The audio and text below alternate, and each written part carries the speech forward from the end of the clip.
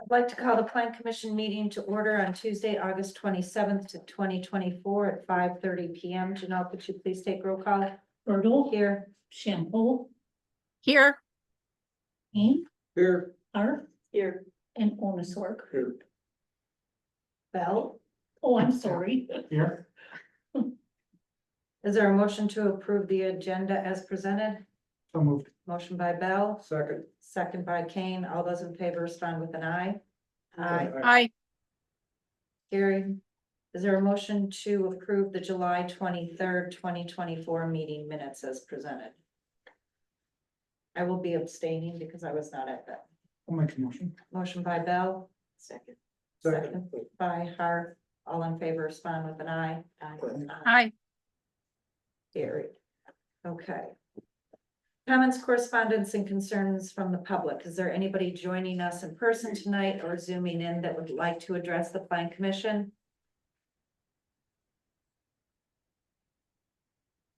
Yes, Mr. Burris. Yes, Richard Burris, 2340 Maple Drive. Hoping to be here for a very short period of time. We have on the agenda tonight, comprehensive plan work session. And when I saw that in your agenda, I was just curious because you displayed a map of System Bay. Big map, and I stopped in the office today to see why the changes to the map. And staff wasn't quite sure. Apparently it's the 21 map from Bay Lake Planning Committee, and it depicts my lot on Maple Drive and the adjacent lot as a change of zoning to Park and Recs, I think parks or wildlife or something. And I'm wondering if that was simply a map that was misplaced from 21 and why Bay Lake. Was that a map that was adopted, or as far as I know, I am zoned in an R1 district. And it's a map that was displayed under your agenda item for items. In the packet? In the packet. That was just a land use. Right, but. And that was from 27 or 2007? Three? Okay, 2003. but there are lots of changes that we will be proposing to make, some being corrections. And so I will make sure that we look specifically at your property on that map. So just so I understand though, that if any zoning changes were proposed to be made by the village, property owner would be notified of that individually. Yeah, land use is very different. It's a planning tool versus the zoning map that we have. I understand. With the zoning map, we have to notify everyone if the property changes. Thank you. I can continue then with cocktail hour. Thank you very much. I want to follow you, Dick. Anyone else? Okay, 6A, plan review, telecommunications tower, 2532 South Bay Shore Drive. Okay, you have all the application materials in your packet. Just a correction on the staff report. Just typing quick, I put it was the Lagerquist Plumbing property behind Lagerquist Plumbing. It's, as you know, Lundquist Plumbing, behind Lundquist Plumbing. The contractor for this property is available. He's online with us, Mr. Fitzgibbons, in case there are questions, but as the staff report indicates, they're making some minor changes out there. They are actually reducing the size of some of those panel antennas, but the code says if it's over 60 inches, they have to come before the plan. And then there is a slight modification to the footprint of the equipment that's on the ground. You have everything in the packet.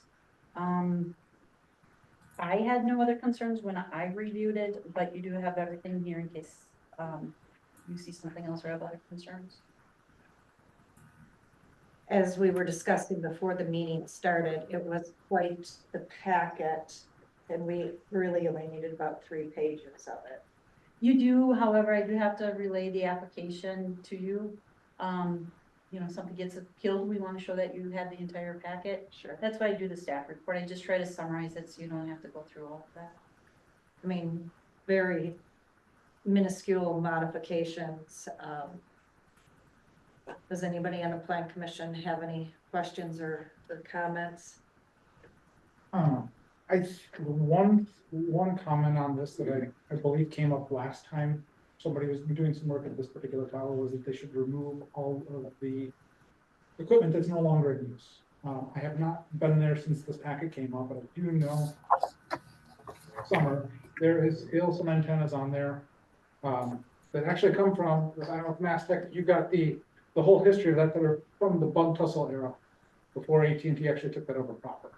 So I would suggest we approve this pending removal of all, I don't know what the best term to use would be, but all equipment that is no longer in use is removed from the tower. Equipment, which includes the antenna. Yeah, just the equipment on the tower, it should be. We would not be able to agree to that condition based on the fact that we are representative for AT&T and we are only dealing with the antennas that are outlined on your construction plans. The scope of work that we're proposing is permitted by your zoning ordinance, and we're here simply as a review for the proposal scope of work that we're presenting before you. I would suggest, though, if it's a concern for you, to contact, let me check here something.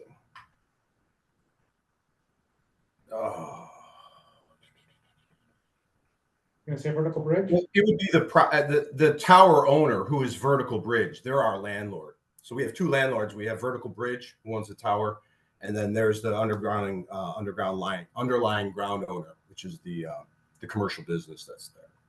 So I guess what I'd say to that though is this ultimately came back to the ownership that AT&T took over. When they took this over. So I mean, this was an antenna that was connected to that GSM equipment that's been up there for, oh gosh, it's about 20 years. I say we still, I say it can still be in the motion, and how it plays out between the parties involved and who's responsible for what, that can still just be our motion, and that would be their problem to figure out. Yeah.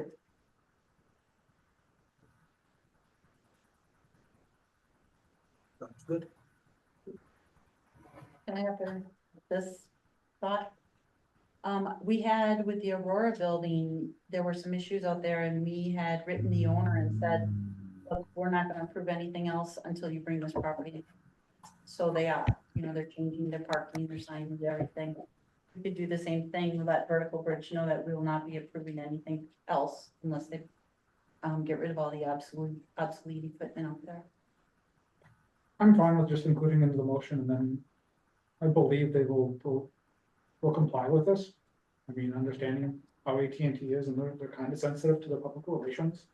As you can tell. And I would ask that we are issued our permit. Nonetheless, in the next week or two, we're ready to deploy in the next 2 or 3 weeks for the construction work. Again, according to your zoning ordinance, we are not making any modifications to the height of the tower, nor are we expanding the ground compound. I know it was mentioned in the summary, but we are not. There's no change to the ground compound either. And your zoning ordinance, your zoning ordinance explicitly states that our scope of work is actually exempt. And I think Julie wanted to present it to you nonetheless, because there's another caveat in there about the heights of the antennas. And we're actually decreasing the heights of the antennas. So it's my principal concern about the condition that, first of all, we need to deploy and construct this in the next few weeks. We have timeframes that we need to meet. And the second thing is, it's my true belief that we're exempt from permitting based on the section of your ordinance that I've cited. So those are two concerns. I don't want to go to battle with your zoning, with your plan commission, and by no means. I'm just putting forth my position as representative for AT&T. We don't have any control over Vertical Bridge.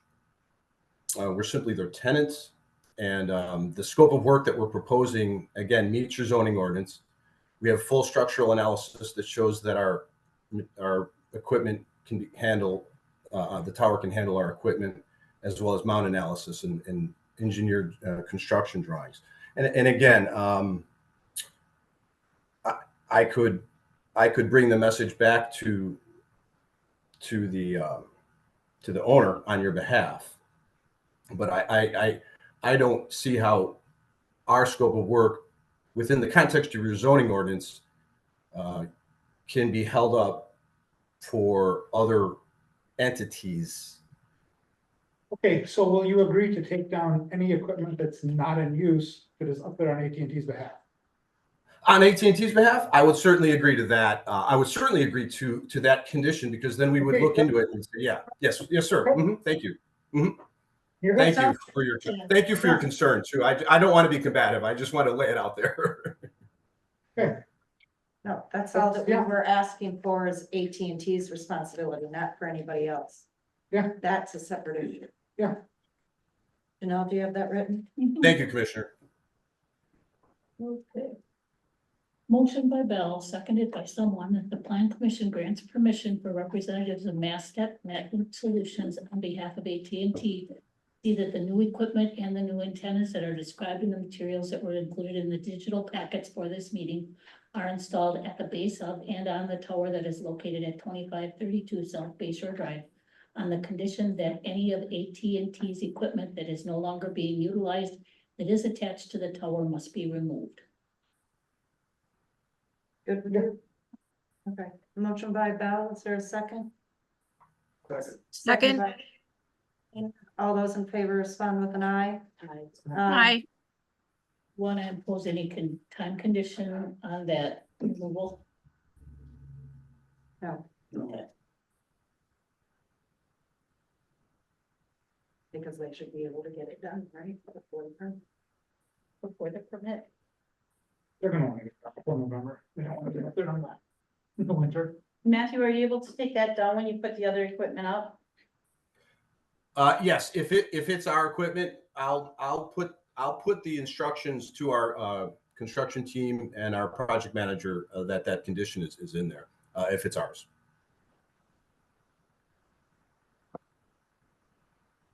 Yes, the answer is yes.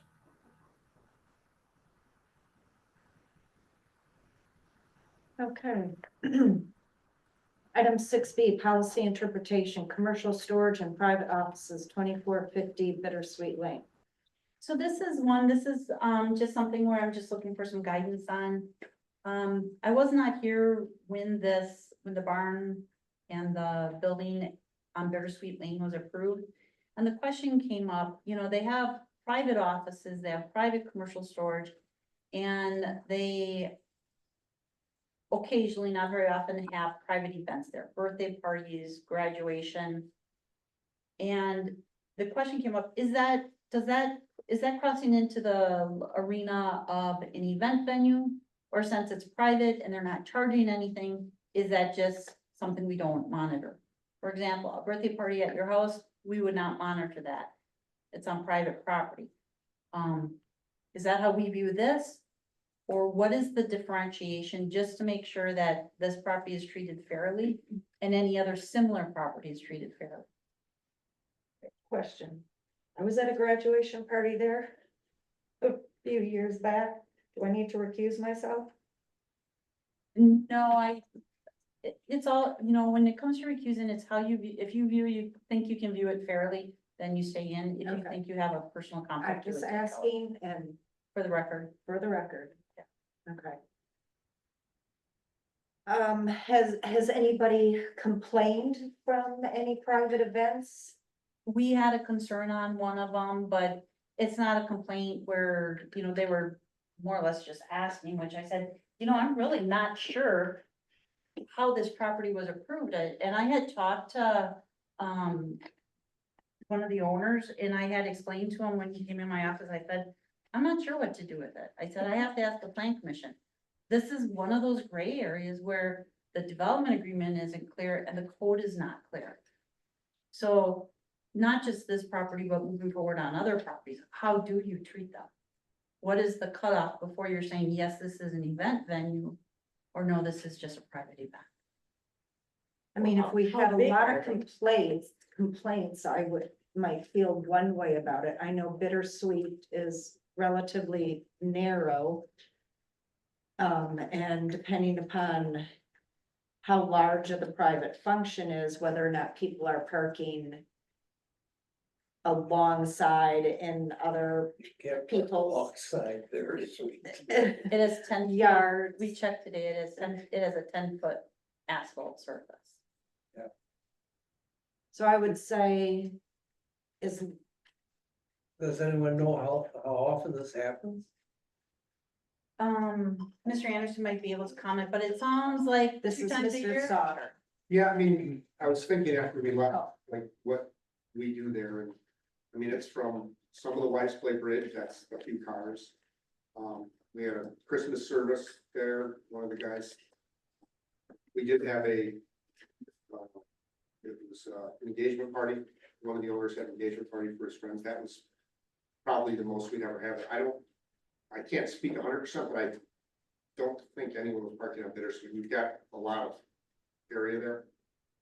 And he invited his friends over, and I was one of them, and, you know, it was his son's engagement, so that, you know, there's never, ever an event there that isn't an owner just having his own friends over. I mean, we're not hiring this out, it's not a venue like that barn out on, you know, wedding barn, or anything like that, so.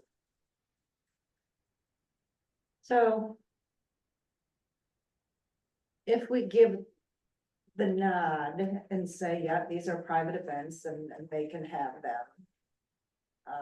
And somebody just not necessarily brought up a complaint, but had a question, and hence we're all here tonight. If we say, yeah, that's okay today, and let's say in the future, there's a problem with residents that live on Bitter Street, parking, noise, etc. Because we say okay today, does that restrict us from saying something in the future? I think it's how you word it, you know, if you said, based on the testimony that it is, rare, small personal events that do not park on the road. We do not see an issue or need for an permit for an event center. However, if complaints warrant in the future, this could be revisited or something. Okay, Well, are these events that include a tent in the parking lot and music and whatever, and how long do they last? How often are they? It's sporadic at best. I mean, we've had years, I don't even know if we have an event there, and then, you know, I said we had an engagement party. You know, I know the girls have played some bridge. You know, there's a few events here and there. I guess, I mean, personally, the way I looked at this is I own the property. If we have something there, if we're parking on the street or we're making too much noise, I would hope a complaint would come directly to us and we'd be shut down like it was at my house. And I don't, you know, I guess that's the way I look at it. I don't know if I'm missing something, but I'm not, you know, we're not trying to get away with it. I think we didn't want to tear down the school barn, so it gets used by the owners. So you had these events like in that barn? Yeah. Okay. and have you ever had live music? We've had like an acoustic guy playing for sure. Okay, Yeah, I've got one of the owners plays music. so- AC/DC's not showing up? And it's all in the barn, right? I mean, like Laura was saying, is there a tent out there? There's no tent or anything? No, I think that engagement party had one of those little 10x10 pop-up tents because it was gonna rain, that people could stand under, but we're not tenting off the parking lots or anything like that. So. And this is rare we'd have, this was an engagement party thing. I know we've had a graduation party there too for, you know. My son had his Eagle ceremony there. That was probably 40 or 50 people, but there was plenty of parking in the parking lot. There's a lot of. Yeah, it looked like a big lot.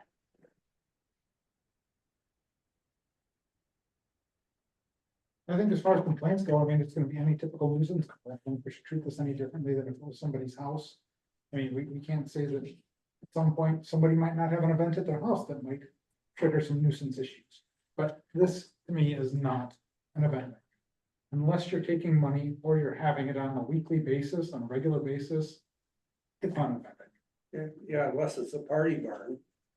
You know, what- And even then, if it's a party barn, if you're treating it, you could have a party house, and if you're not violating any of the nuisance. Something is permitted. Everybody falls within those nuisance ordinances. And I think that's really what this comes down to for a person. So is it safe to say the policy basically is if it's not a routine basis, it's not open to the public and there's no commercial activity, like not paying a fee to get in there or anything, we're just gonna view it as a private event, let it proceed. And if it escalates to the need for a nuisance complaint, then we follow up at that. Simple. And then we'll apply that to the other properties, should that become questioned or an issue. And do you have that written, Gina? Yep. It's in small personal private events are rarely conducted in the barn at the property located at 2450 Bittersweet Lane. Admission fees are not charged and vehicles are not allowed to park along Bittersweet Lane. The barn is not considered an event venue. And those type of small personal private events will continue to be allowed. But if complaints are received in the administration office regarding this issue, follow-up action shall be taken. Is that okay? I think it was more regularly than rarely, Rarely, okay, right? It's just saying regularly instead of rarely, because it okay. might be. Just words, but. Yeah. Okay. No, words are important. We know that. Somebody care to make that motion? Don't move. Motion by Kane, Second, second by Bell. All those in favor respond with an aye. Aye. Aye. Aye. Motion carried. Thank you for coming. Where did it go?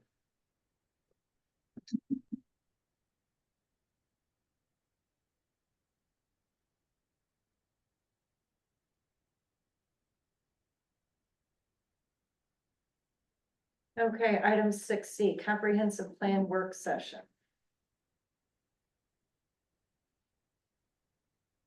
Is Sydney with us? Yep. Because I can't see that screen. It's too bright back there. She's coming up right Oh, I was looking at the screen. She's here in now. person. She's in person. How are you? I'm good, how are you? All right, thanks. I have a few handouts. How much time do I have? A lot. A A lot, lot of time? because basically this is pretty much This is the it. rest of the agenda, Okay, but I have a lot to say. okay, all right. When, don't shoot down. I was gonna say for a change, yeah. Can I sit up here, is that okay? Yeah, Okay. All right, so, today we're gonna cover the goals and objectives, and I did kind of simplify those.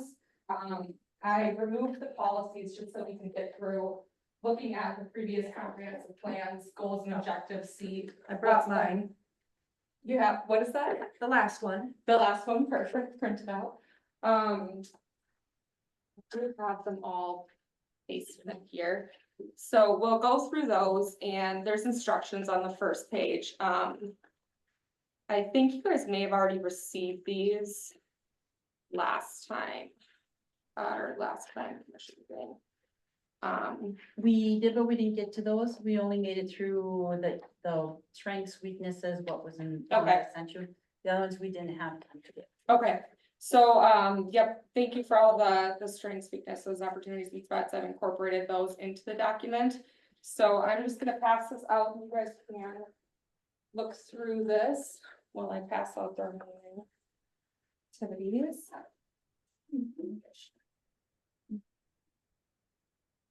Do we have this in digital format? So, because see, like for Teresa's at home. So yes, I did send it in digital format before and it did have like instructions to do it in Word. I might be able to pull it up in my email quick. The only Just thing because is, Patrice won't be able to, who's a member of this Mhm. commission, is sick at home. okay. Yeah, let me see if I can forward that. Could you email it to her? That would work. Yeah, that should work. The only thing, it's gonna have the policies in it. I took the policies out of this one because it was very lengthy. That would be So, okay with you, Patrice, right? Yes. okay. All right, so while you guys kind of just read through this, the first section here, it's just gonna, like I said, it's just gonna go over each of the goals for each of the elements. We're gonna try to streamline it a little bit. So look through the goals, objectives. If there's anything that has been implemented, you can circle that goal or objective. If there's anything that you would like to keep in the plan, basically you can highlight or like star that or make some sort of indication that that should stay. And then if there's any goals or objectives that you'd like to remove from the plan, you can just cross those out. And then part 2 is basically just asking if you have any new goals or objectives that you'd like to add in here. I did not have a chance to print out the example goals and objectives that I had. I did come up with a couple extra ones for each element, but based on the results from today, we can kind of finagle those and incorporate them if we feel it's still necessary.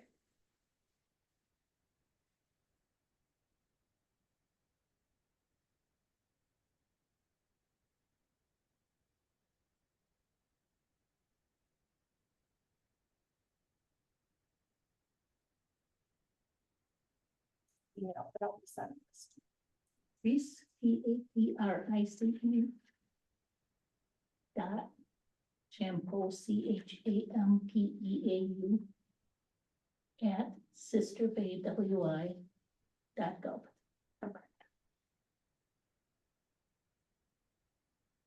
Once everyone has a chance to look through those goals and objectives, we can circle back and maybe just discuss those that everyone feels that should be kept in the comprehensive plan, maybe those that should be axed.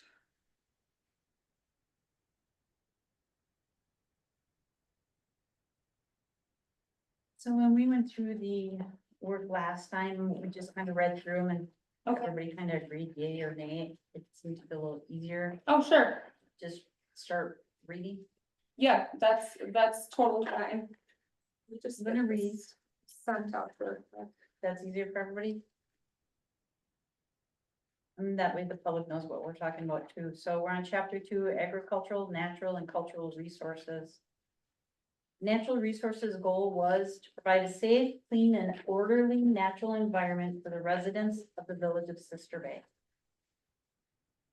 The objectives: reduce the excessive sprawl of development and segregation of land uses that results in inefficient use of land, excessive infrastructure, construction and maintenance costs, and increased negative impacts on air and water quality. Plan development adjacent to the lake, streams and wetlands carefully. The burden of proof shall be on the developer. The developer needs to prove that a negative result on the adjoining lake, streams or wetlands will not take place.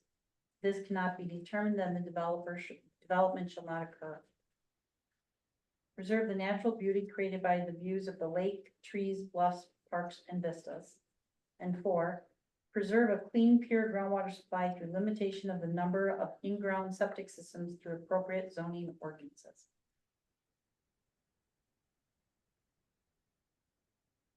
So with the goal, do we feel that's still valid to provide a safe, clean and orderly natural environment for the residents of the village of Sister Bay? What do you feel about adding sustainable in there? Safe, clean, orderly and sustainable. That's an important one. How do you feel about adding visitors in there and not just residents? Yeah. Okay, well, let's talk about that. I may not agree with it. How about the, people that visit or reside in Sister Bay?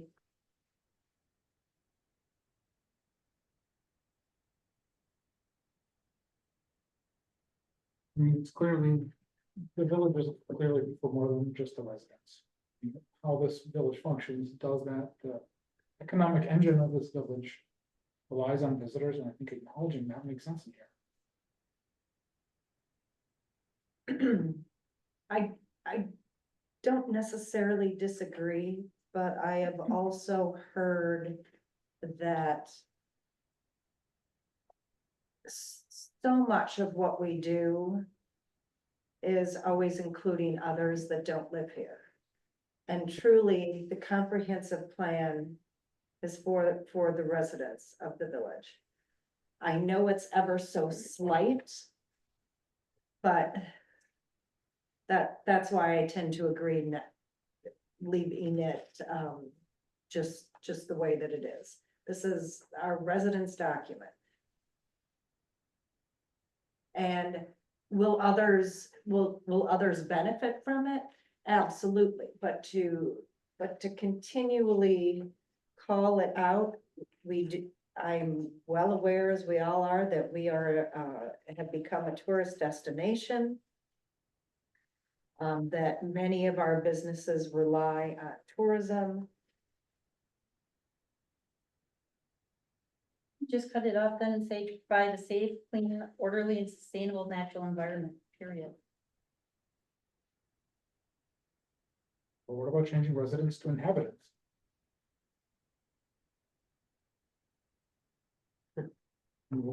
For all on Sister Bay, would something like that work? I mean, I'd be okay Nate cutting, feels one way, I feel another way. We need to hear from the other four with Patrice. I would think just do it as the village of Sister Bay. You don't have to say residents, you don't have to say inhabitants or creatures or visitors or whatever. Village of Sister Bay. Kind of covers everything. I agree. Okay, I agree. Okay, objectives, we said reduce the excessive sprawl of development and segregation of land uses that results in the inefficient use of land, excessive infrastructure, construction and maintenance costs, and an increased negative impacts on air and water quality.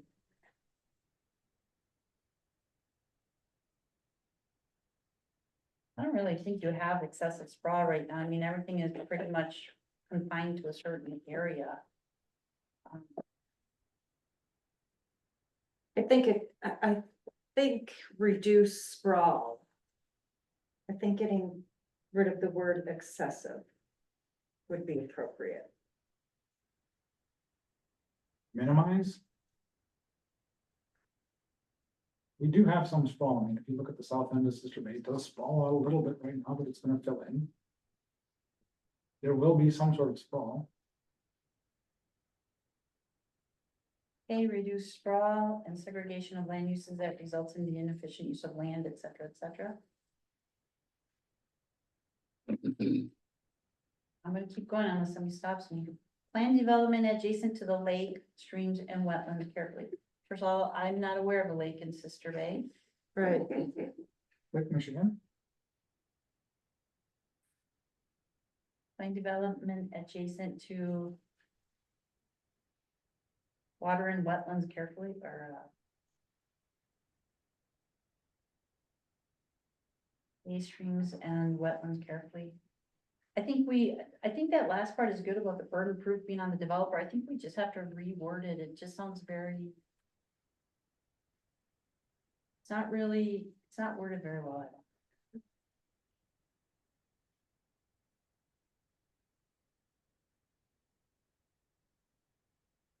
Okay, preserve the natural beauty created by the views of the lake, trees, bluffs, parks, and vistas. Well. Plan commission. Sure fell apart with. On that objective. In the. You know what I'm talking about? you know, go get it all.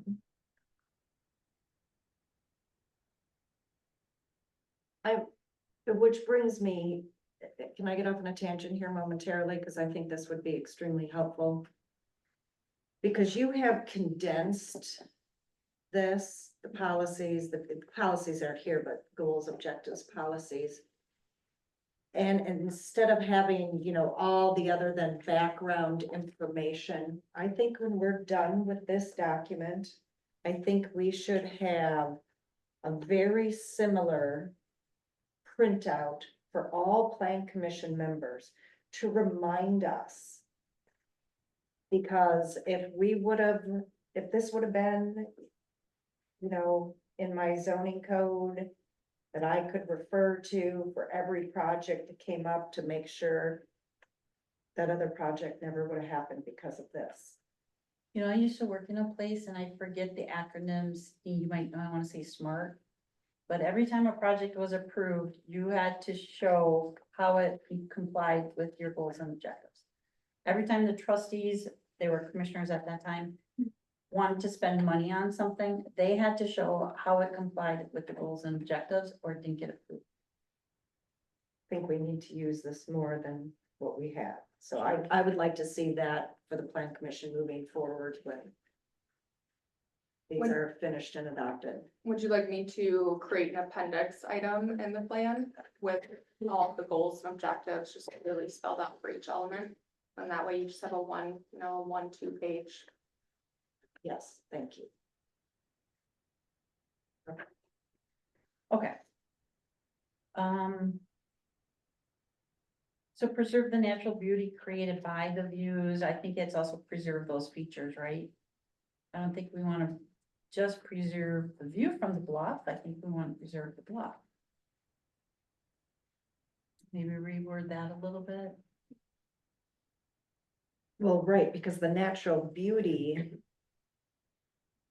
Yeah, it needs to be reworded because the view can be from inland. Looking up to the bluff and vice versa. From all angles. Yeah, I think that is. And then the other thing is, I think, for trees, I think, you know, it's tree canopy. I think we have to preserve that as well. Not just the trees, but the tree canopy and diversity. Keep in mind, what do I always say? Sister Bay has the lowest tree canopy of all the municipalities in Door County, so we gotta fix that. Preserve a clean, pure groundwater supply through limitation of the number of in-ground septic systems through appropriate zoning ordinances. So your zoning ordinance doesn't do that. It doesn't limit the number of septic systems. If you have a septic system, if you're zoned appropriately, we let you develop. So that's kind of not entirely accurate. But we push for people, we've constantly expanded our sewer. I mean, it's been a while since we've done it, but that's been a stated goal of the village. So I do think that on some level we have done that. Not through your zoning ordinance though, you know what I'm saying?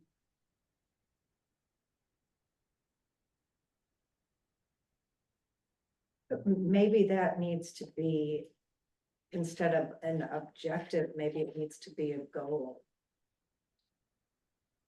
On, Preserving clean water or groundwater.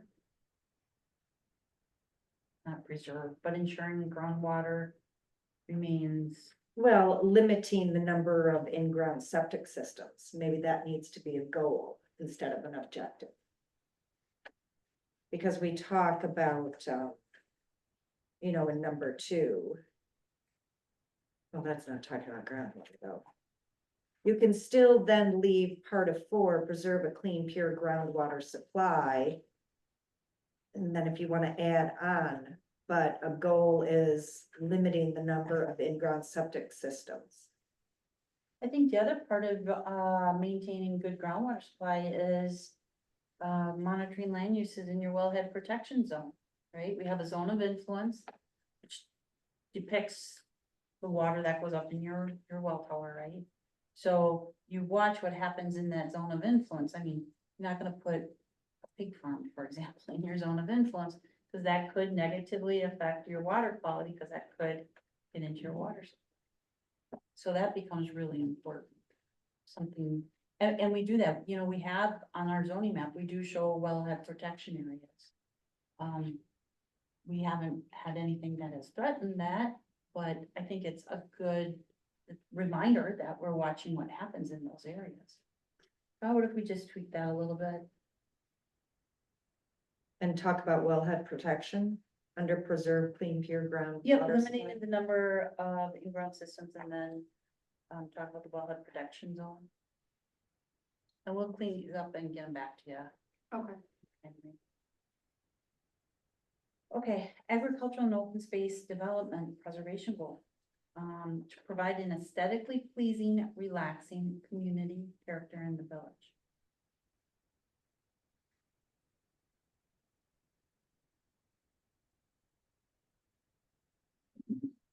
Any changes to that? I'm just trying to think, so your ag and open space, you want it to be pleasing, relaxing, and part of your community character. And then the objectives, preserve and create environmental corridors with screened development areas and provide for the integration of natural habitat into the village. Set aside open space in the village to be maintained for the preservation of natural vistas. Cindy, you said if we've done some of these, cross them off or put a check by them? So, yeah, if you would like to remove them, I would say just, Oh. just cross them off. Otherwise, we can just leave it in there. Yeah, that's fine. Because we have done that, but I think there's probably more. We don't want to just say we're done. Yeah, If That's something fine. would come up available, we might want to look at that. I did want to provide an update in the comprehensive plan as to, you know, if any of these have been met or if they're currently being implemented or if they've been implemented in the past, but honestly, it's not necessary, so we can just continue on and, you know, just cross off those that you don't. Okay, we've done with the waterfront property that we have purchased in a couple of different locations. We have preserved those natural vistas. I don't know that there's any more waterfront property for us to purchase. So would it be moving forward, would it be more appropriate for the preservation of natural areas? Or wildlife habitat or something, and get rid of the word vista? Yeah, I think that areas makes more sense there, and I think that some of the things we're working on with cluster Right. housing and all that is certain work towards that.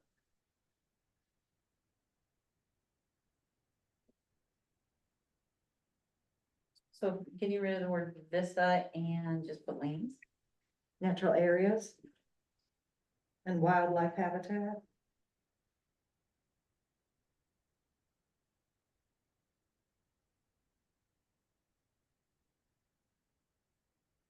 Okay, retain agriculture and open lands in the village as key components of the community and aesthetic character of the village. Prevent the Okay, premature, agriculture, do we still want that? you know.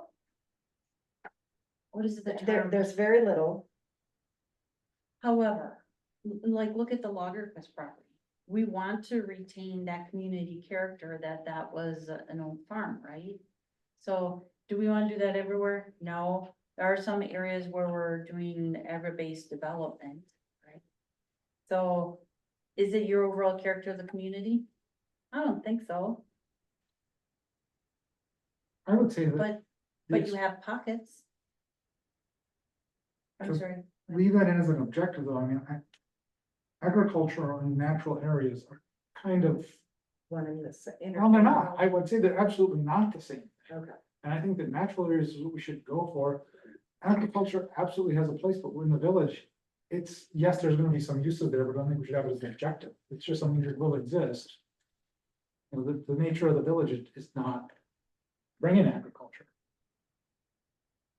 So delete agriculture, and anybody else speak up if you disagree or, so retain open lands in the village as key components of the community and, community character. Components of the community.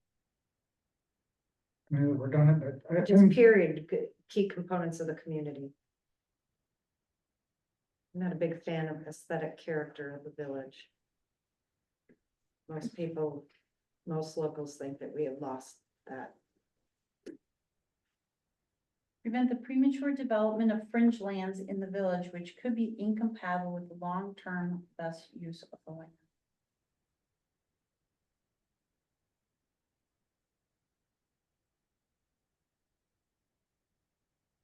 identify. Well, okay. On fringe lands, so I interpret that to be. Let's go all the way down Woodcrest, to the village boundaries.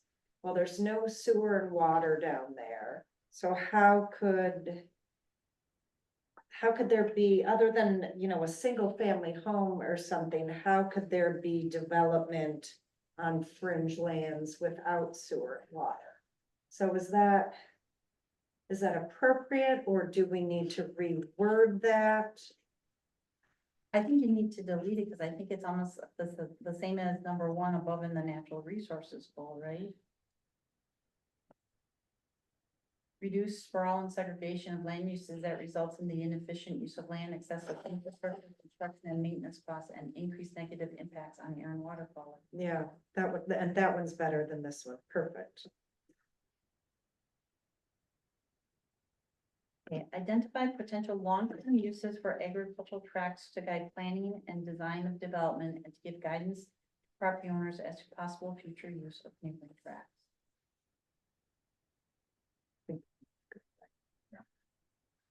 Everybody else agree? Take that out. Prevent the spread of development along Highway 57 prior to complete use of available highway frontage in other sections of the village. Well, we're getting pretty close on 42. Yeah, I think, again, it's that sprawl thing. It's the same thing. You're looking at where do you have your infrastructure? That's where you're gonna steer your development. So that goes away? I think it should. I think if we're talking about this sprawl on that, what comes to mind is economically viable, and I mean that in terms of the village. And looking at it as if when you have sprawl and you have lower density, it is less economically viable and costs the village and the municipality a lot more money. So I hesitate to say something about that, talking about natural resources goal, but somewhere in there, I really think that we should mention that we want it to be economically sustainable for the municipality, which is different than just straight economic sustainability. I have read multiple articles through the years that have talked about just that if it is, the village ends up footing the bill over the long haul, far exceeds the tax revenue for certain developments. There's some very interesting heat maps they generate that actually show you economic viability in terms of municipal heat line. The American Farmland Trust has all these studies out which show the cost of sprawl, that exact same thing. What it costs the taxpayer if you have sprawl on your ag lands. Buses run further, garbage is running out further. Things of that. A lot of times the taxes are reduced. So if you ever get a chance, you should go on there and look some of them up. They're not gonna have it for Sister Bay, but they're gonna have it for other areas, because I've looked at them. They're very interesting. I guess I'd like to see if somewhere, wherever is appropriate to insert that objective in there, I think it's. Economic, what was your wording again? Municipal economic sustainability, viability.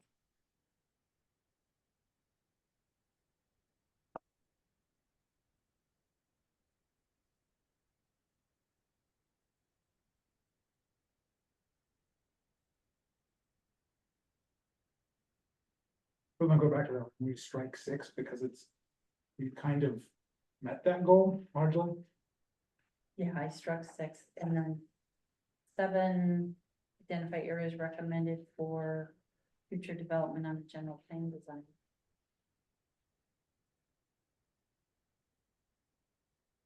I think it's the opposite. I think it's identify areas recommended for open space preservation on the general plan. Yeah, I agree, because we have very little. Well. But this would be residential and commercial that 7's talking about, right? And that will be, 7 will be completed just by readdressing the new land use map, won't it? Right. So then having open space is probably better. Having the open space on the map. You're saying? On the general plan design, yeah. Yeah, I mean, there's a lot of recharge areas or, I'm just thinking offhand, we've dealt with some of this over this past year. That was green space with wetlands, which, geez, it would have been nice to just have it preserved.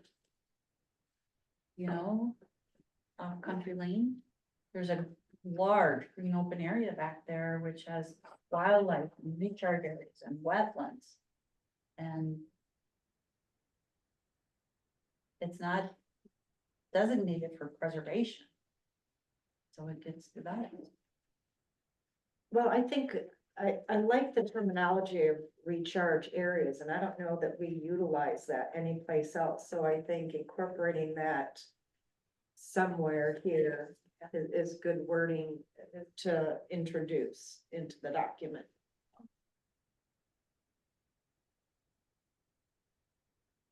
Designate areas. Was that a look critical- of derision, Ron?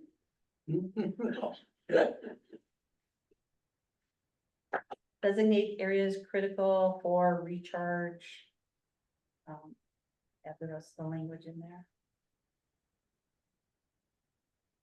Parks and Recreation land goal. To ensure residents have safe recreational sites within the village that provide a variety of activities to serve various age and interest groups in the community. I have to tell you, this one I found interesting that you use the word safe. For your enjoyable, all inclusive. Meets the needs of all ages, but we say we want our rec sites to be safe. As our goal, I just thought that was interesting. I would. I'm not gonna say anything. But I do think that we should incorporate the all-inclusive, seeing that is the direction that we are currently moving. Think get rid of the word safe. Yes.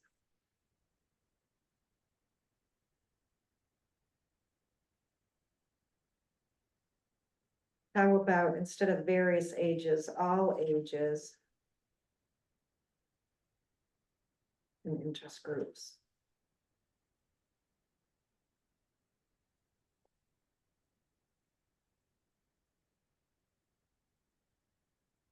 I think we should say something about accessible in there too. Both in terms of making it so you can get there safe, get there comfortably. And then also having proximity. So to ensure residents have access to recreational sites. That provide a variety of all-inclusive activities. To serve all ages and interest groups in the community. No, I don't think all inclusive should go where you just read it. I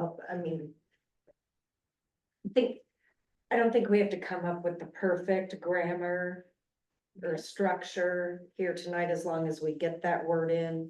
Nate wants proximity and, Accessibility. accessibility.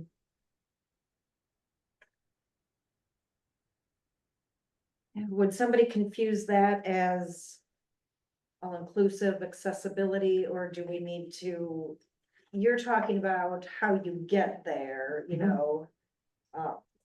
multimodal, etc.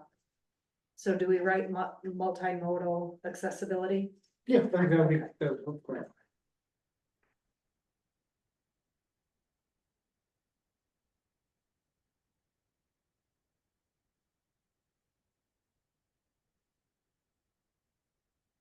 We're gonna do it. We're gonna increase the number of good, well-maintained recreational sites and trails within the village to include access to the waters of Green Bay. That is a terrible sentence.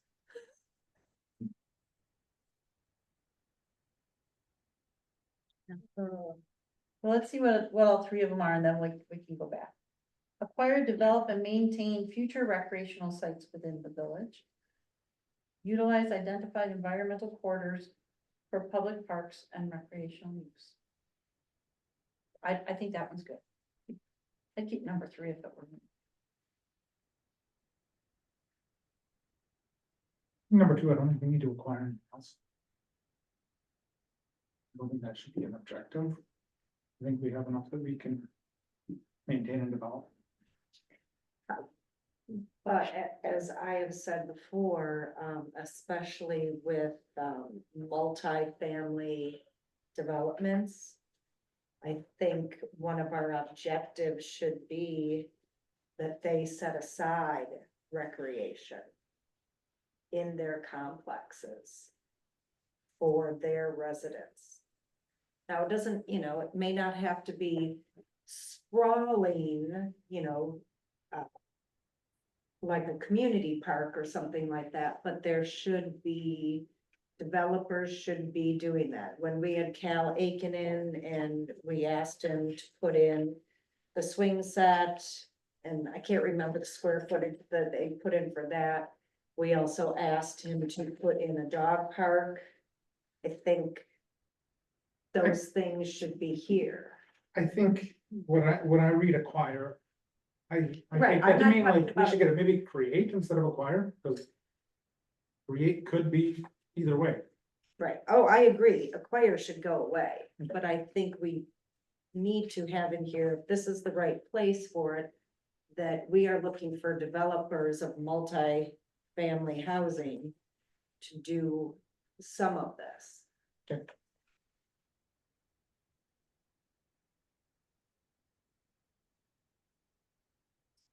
Yes, well.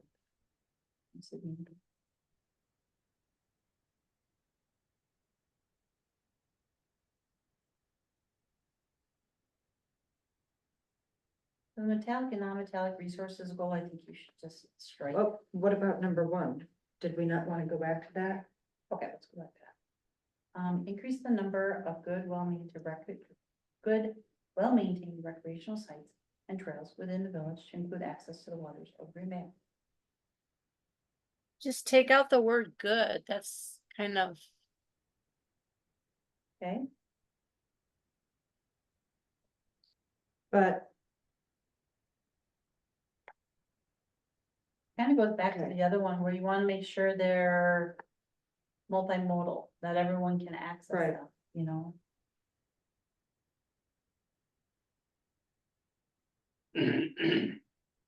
Ensure recreational sites and trails If we put multimodal from trails there. are well maintained and accessible. so. Julie and Nate, when you say accessible, do you mean accessible by biking or accessible by disabled people? I mean, in this context, I mean by biker ped. I Okay. think that's, but Patrice, I think that if you make it accessible for bike and ped, you're largely making it accessible for disabled people too. So I hear what you're saying, and I think that we should include both of those as a goal. I do too. And I don't think those are opposing goals either. I think they're largely overlapping. yeah. Well, do we just want to include the words ADA accessible? Sure. I mean, it's very clear that, Yeah, you could do that. Yeah. Do we want to say the waters of Green Bay on there? Because I think that that's overly specific, and I think that we have, to your point. just within the village. Yeah. Yeah. Period. Yep. Are you talking every trail ADA accessible? We're talking about increasing the numbers of them, so it's not necessarily everyone would, but just this is a large goal. Because you kind of have to be careful how you word it. I know at Peninsula State Park, they have a lot of trails, but there's only 1 or 2 that are ADA. And of course, going up to the tower, that's ADA. But not all of those towers are accessible for ADA just by the way that they're laid out, the way the terrain is and everything else. So maybe create some. I don't think you should have ADA in all of them because it might not work for all of them. But I don't know how you would word it.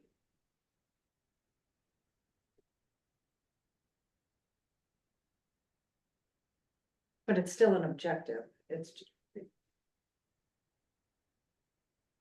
Yeah, I mean, Julie, we're not gonna get, if that's our lofty goal and we don't quite get there, it's not like we're not gonna be able to do something like, no, this trail has to be ADA compliant.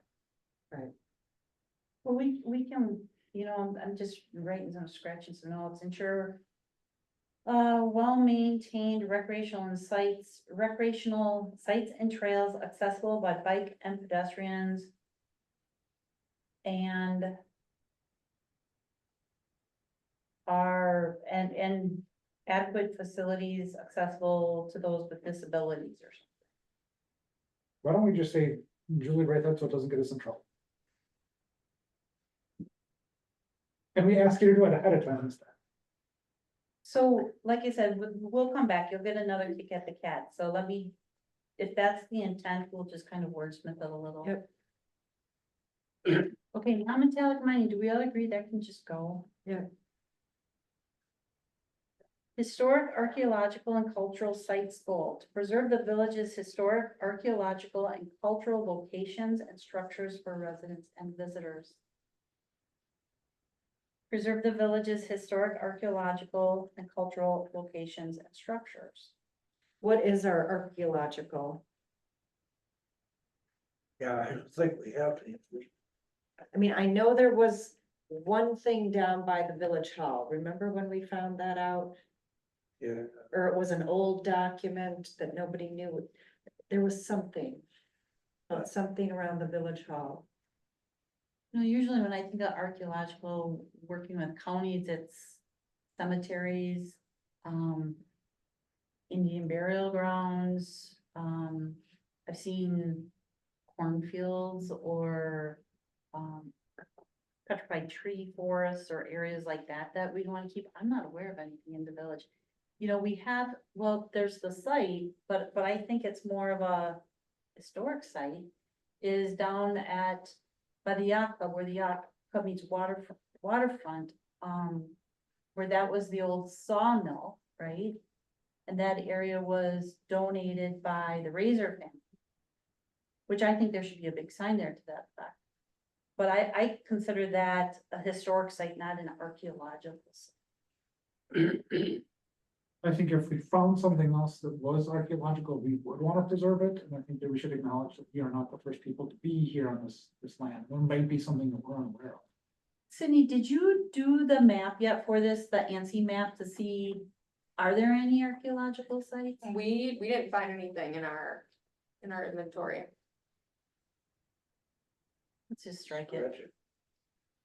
I don't even know if this would count as an archaeological site, but I know that when before the wild tomato, so we're going back to probably at least 1961, when they put in that restaurant, underneath the restaurant was a whole collection of horseshoes that they found, because that was a blacksmith shop. Interesting. Well, it wasn't preserved. Was Right. not preserved. But it's interesting trivia for you. That is, well, I do think you could just say historic and cultural sites. Yes. You know what? Something just popped into my head. Going back, I don't know exactly where it would fit. Do we want to call out the Niagara Escarpment in our document? Yeah, I think you do Yes. specifically. Okay, I'll just make a note of that and I will see where I can fit it in unless anyone has a specific idea under which goal they'd like. to we'll put let that you under. just figure that out. Okay.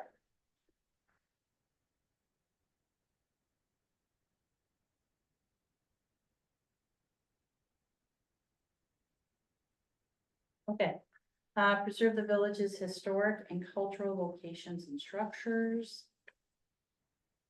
Identify these resources to the village residents for their information and possible use. Maintain and update the village's information on all such locations. Tie these locations to recreational sites to further enhance them and their access when appropriate. So we have an organization that does this within the village. The village itself doesn't do it, that's historical is doing, I think. All of this on there as much as they can.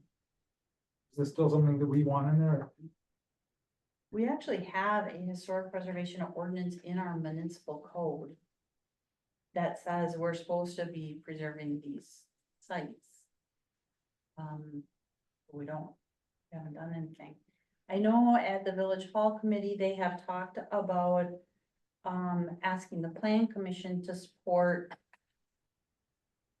the map basically of those sites that should have like historic markers put on. And again, some of them aren't historic, they're just culturally significant. And having, you know, a lot of times you'll see those brown historic preservation markers, having those put at different locations.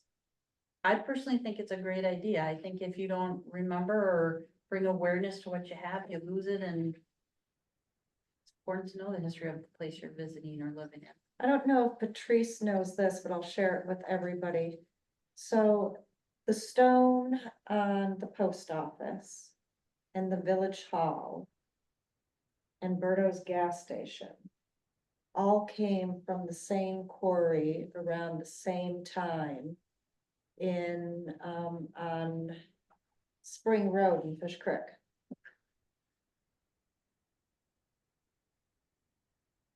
Berto's, I They did think, it was built in 1937. The village hall has what, 41? 1941.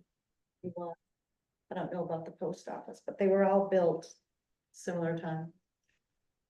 And I heard that you cannot get that stone anymore. But that's where it came from. I know that I have the man's name who owned the quarry too. I just can't remember it right now. Fish Creek. Yeah, See, I think that's worth noting and people being aware of. I think, you know, when you're down at Waterfront Park, to know this was an old sawmill site, I think that's important for people to be aware of. And not just, you know, because when you develop and you don't bring awareness to that, you kind of become Anywhere USA, right? You lose your identity. so we talked at Parks a while ago.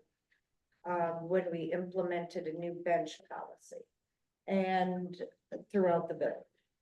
And one of the things that we had talked about, and we really haven't gone back and had the time to do what we really want to do.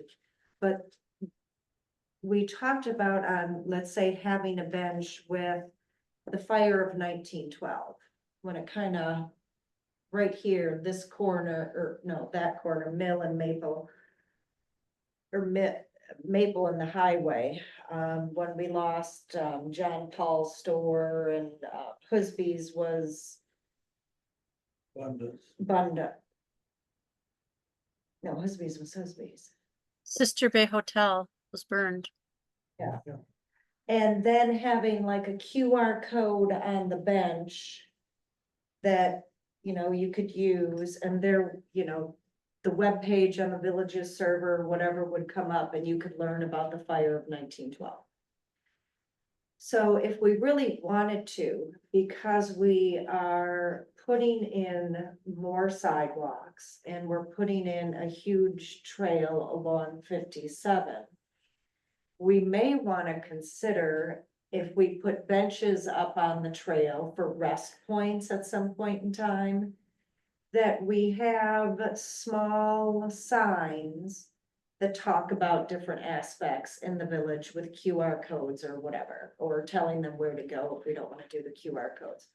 Certainly, the new sidewalk, granted, it's not on the side of the yacht club at Sister Bay, but we could also have a small, you know, similar to the size of no parking signs, or maybe a little bit bigger, or something like that, that won't be too obtrusive, but if it's next to a sidewalk and people will see it and look at it, may or may not do something, I mean, that kind of thing, I think, could help us. We're not looking for huge billboards. I think that is a fantastic idea for the Mill Road Triangle reconstruction project, where a lot of that history is. I mean, you could start incorporating it into that project.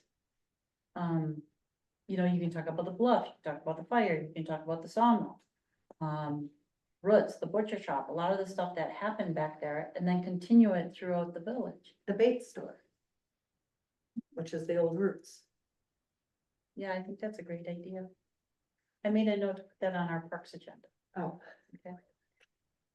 So how about this? This is what I'm just throwing this out there to keep this moving okay, along. but do we want to be a little, my point that I was trying to get at, sorry, was maintain and update the village's information on all such locations. And tie these locations to recreational sites. Do we want to talk a little bit more specifically about? This is what I put bring awareness to the village's historic and cultural amenities through educational initiatives. Okay. And initiatives could be anything, so that's great. That's good wording. Okay. Okay, we have preserved the village's historic and cultural locations and structures. And then 4, tie these locations to recreational sites and trails to further enhance them and their access when appropriate. And bring awareness to the village's historic and cultural amenities through educational initiatives. I'm gonna throw this up there. So we have historic and cultural locations and structures. Do we want to include experiences? What would that mean? For example, Fall Fest. Or fishing. Or sailboat ride. No? No, I don't want that. Okay. I mean, if it was fishing, you know, from 100 years ago, but not. Well, yeah, I mean, it'd be our historic experiences. So you know, there's a thing there that the boats used to come in 1880 and bring princes from Wales. I mean, I don't have the historic, but I know, but it does talk about the tourists that were coming in during certain eras, right? It talked about the people Well, that were coming up Mostly here for came into charity Little work. Sister, right? Yes. And Yeah. but it talked about how the tourists used to come here for the cherry orchards and stuff. You know, and how we used to get the migrants up here working in the cherry orchards. Do you know That's that an we experience. had POWs picking cherries? Yes, I do. That's an experience you can put out at the Wiltsey or Lagerquist or something. I mean, that's not just Okay. Then I think that's okay. I don't know. Historical experiences. Yes, we'll clear. Okay, chapter 3, housing and population.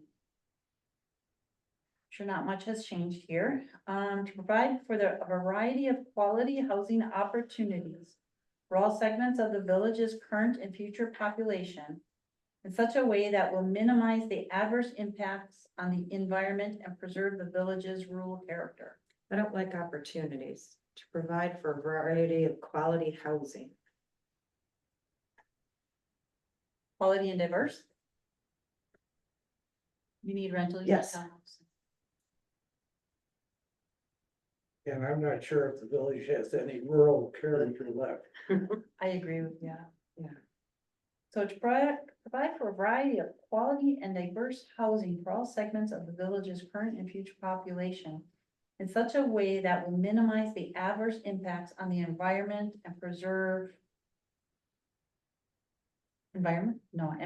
preserve Take out rural, Just take out the rural. just work rule, okay. All right. Develop and enforce policies and programs to assist citizens to obtain adequate housing. encourage new housing development in areas that will preserve the character of the village.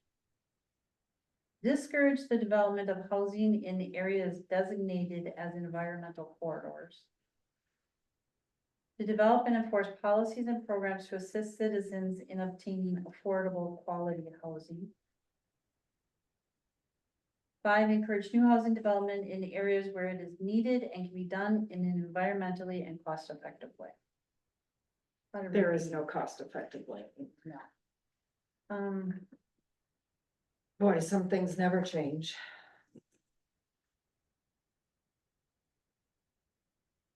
I think we can work sustainable in there too. You know, like, we're acknowledging it's not gonna be cost effective, that could just be sustainable way. And I would argue that sustainable is ultimately closest thing we're gonna get the cost effective. And what are we actually gonna do to discourage development of housing in designated environmental corridors? I mean, when I think about this, I think about R4 and I think about cluster. And what we're doing is we're trying to cluster things together to preserve environmental areas, but do we really have any environmental corridors in the village? I don't know that we've actually, I think you do, There are environmental corridors. you do. on our map, Yeah, it'll be on one of the maps that I actually have for you today. that you're handing out. Yeah. Okay. I 'Cause I was know gonna say, I didn't see anything in the packet. back by our, I know when I was doing some research, you know, the little trail we have that goes back behind Wolf Brother, you've got environmental corridors back there that tie in kind of by those Glen Road apartments. You've got a lot of little linkages through the village. Oh, yeah, Actually, by Don Howard's house Oh, that's CS back one. there. No, that's commercial and large lot. But those areas, you know, you could be zoning them conservancy or something. So instead of discourage, I mean, not discourage, you could just not allow housing in areas designated as critical environmental corridors or something.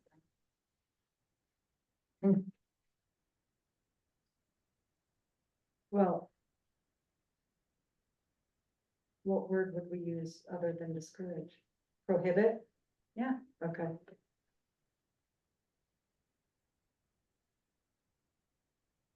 I mean, not every foot has to be developed or you're losing the very character that made people fall in love with being here.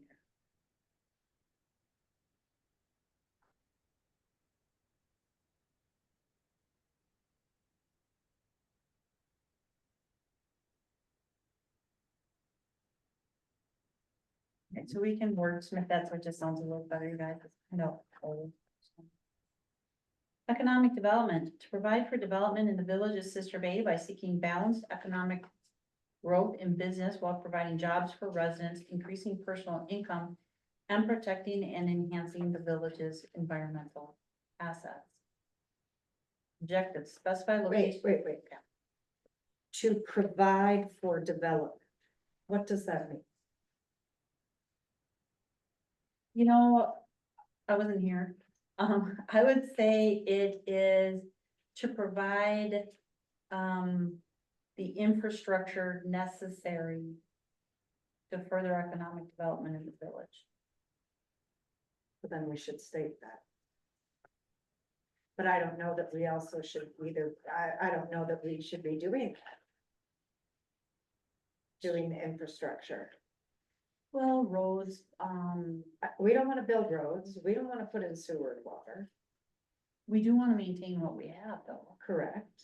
And there are some areas where we're gonna, well, what you could do is, I mean, agree, disagree? Yeah, we're not looking to develop roads for other people. The only time I could see myself advocating that we should help with the infrastructure is that this is gonna be some sort of housing. It's the only time I could see myself at this point advocating for that. And that's what we have the Pratt for. And so we have kids and yes. Yeah, and the tips. I just don't like the way that sentence starts, that I just don't truly know what it means. how about something about ensuring the infrastructure? Because you know, you gotta look at your sewer and water. You know, we're maintaining wells, Well, then we can talk about maintain. And then because there's also broadband, right? We just put that in, that's a huge economic tool, the broadband project. I'm gonna say this, I'm not entirely comfortable with it, but facilitate development. That's a little weaker than provide for, but is that? How does everybody else feel about that? Hate it. As much as to provide for? A little less than provide for? No, I hate provide for, but that's why I was asking, what does that truly mean? What do those words on the paper mean?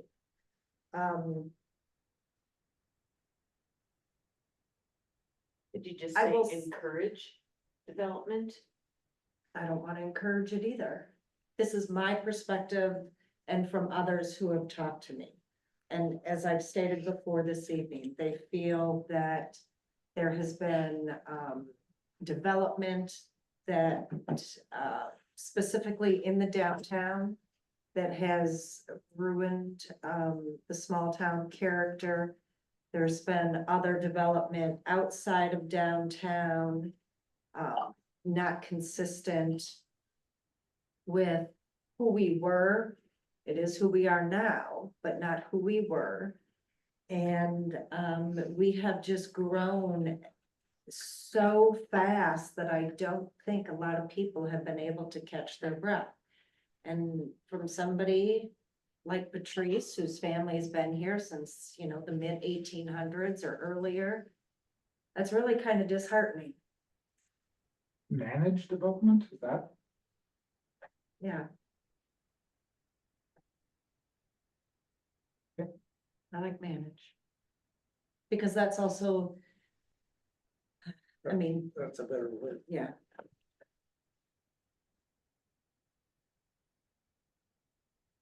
Manage development and maintain infrastructure. Okay, and I think we should put something in there too about providing that provides a variety of full and above average paying full and part-time jobs.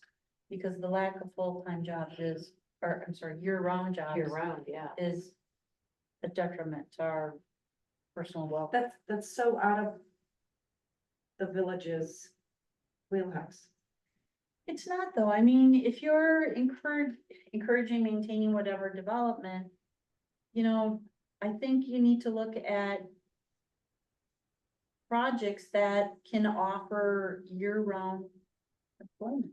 But that, Instead of Right. instead of more like ice cream shops or something like that. but we have that.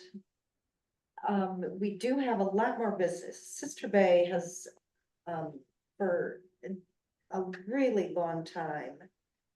And even the old sign, by the schoolhouse that was taken down quite a long time ago. I think it said, it was called the year-round village, right? Because Sister Bay always had the most year-round businesses open.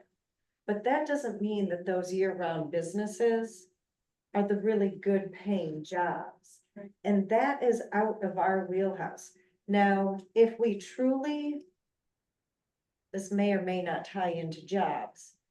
But if we truly want to make a difference, then anybody who's putting up a larger business that's going to have, pick a number, 20 employees, then you must build housing.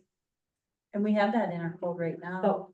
But nobody does it, but they don't have to do it either. It's in our code, we're supposed to encourage it. So how through our zoning or through this document, does it help our zoning that they have to do it? I mean, we got so much pushback, I can't remember from all those who talked negatively against it, and I can't remember what project we were talking about at the time, but it was in the last few years. And they're like, well, you expect them to, you know, build this expensive business, but now you're also gonna ask them to put in, what, another $500,000 or $1 million on top of that to house their employees. So, yeah. Yes, was the answer from my perspective, because otherwise, where are you getting those employees? Where are you getting them from? Cause now you're just slicing the pie thinner with the people that live here, that have a place. Already, you can't pull from out of the area because there's no housing, and now they're creating a bigger problem. If they don't take care of their own employees. I think this came up, I know this was, something was discussed during the New Marina building. This was, because we had said, you know, at one point, the Right. village board had said, we believe in this enough that we're going to do it. Right. And I think that one of the criticisms that I heard there, and this might be getting way too far in the weeds into the specifics here, but there are things we can do, such as allowing housing as a non-primary use in B1 and B2. But I think that there's something that was something we were called out on. I don't think that was unfair criticism.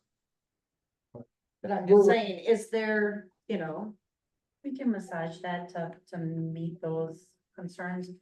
You know, I think with the broadband project, I think that is such a wise investment by the village, because you have now opened the doors for people to work at home and increase their wealth and have a year-round job that you didn't have before because you didn't have reliable internet. So that's something that will help us as well. Okay, and keep in mind, our strengths, weaknesses, opportunities, or strengths and weaknesses we did last month. Will oh, be last month, coordinated. is that what, did I miss that? It was a great session. And they all said we got done early because you weren't. Sure. When it comes back, you'll see it and then we can. But it's a lot of what we're talking about today. So, okay, transportation, to establish a safe and efficient transportation system for motor vehicles, pedestrians and bicycles that is compatible with the village's adopted, across the 2020 comprehensive plan out there. To establish a safe and efficient transportation system for motor vehicles, pedestrians and bicycles.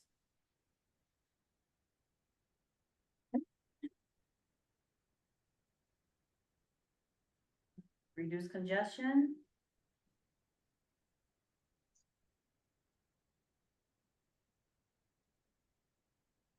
Provide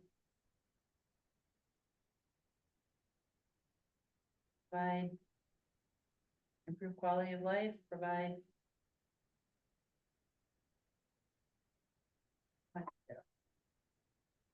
establish a safe and efficient transportation system for motor vehicles, pedestrians and bicycles to reduce congestion, I'd like to see us put motor encourage vehicles physical last. activity.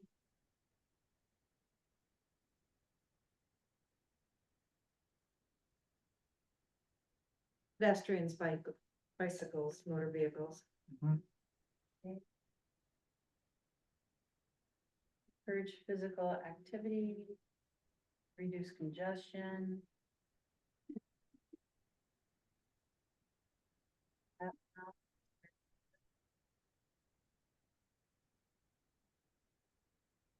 Develop a transportation system that provides for all transportation modes and is harmonious with surroundings. Sure, the safety issues are addressed for all transportation.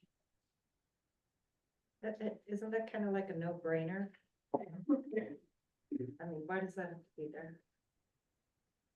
Provide for adequate traffic controls and convenient, efficient vehicular movement near all businesses located along Highway 42 and 57 corridors.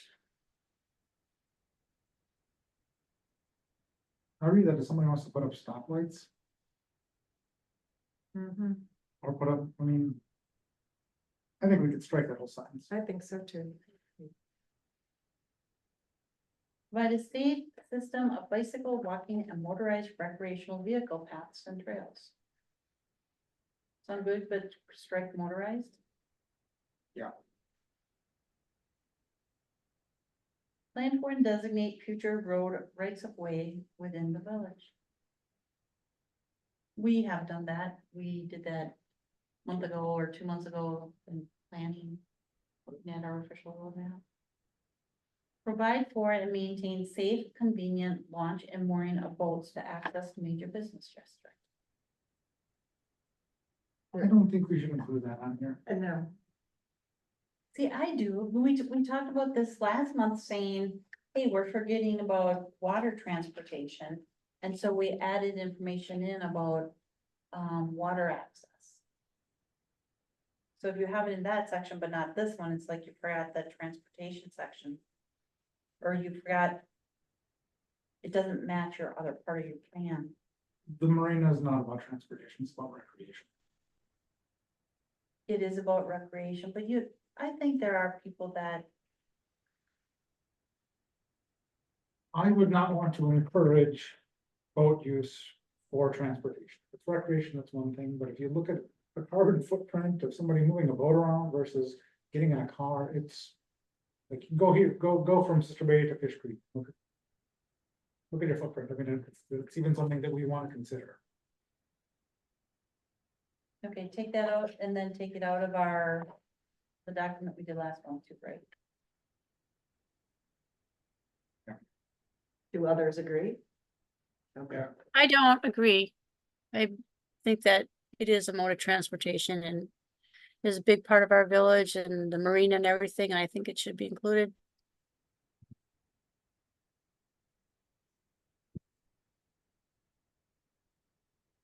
well, why don't we leave it in, come back to it Leave in but reword, and rediscuss a little later.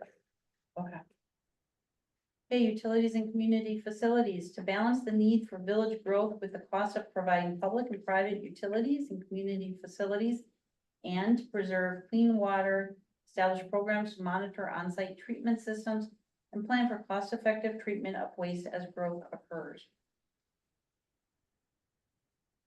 Okay, the last sentence, and plan for cost-effective treatment of waste as growth. Can we just plan for treatment of waste? Yeah. Cost-effective goes away. I don't think we should just be looking at village growth. Liberty Grove is a big part of our treatment plant, so I think you have to look at their growth as well around the village. Balance the need for growth with the cost of providing public and private utilities and community facilities. And to preserve clean water, establish programs to monitor on-site treatment systems and plan treatment of waste as growth occurs. I gotta tell you, we don't have programs for monitoring on-site treatment systems, and I don't know what you would do. That's what a county does through their on-site sanitary, they have a pulse program Yeah, that monitors them. We're not in that game. We don't have those specialists. so then strike that.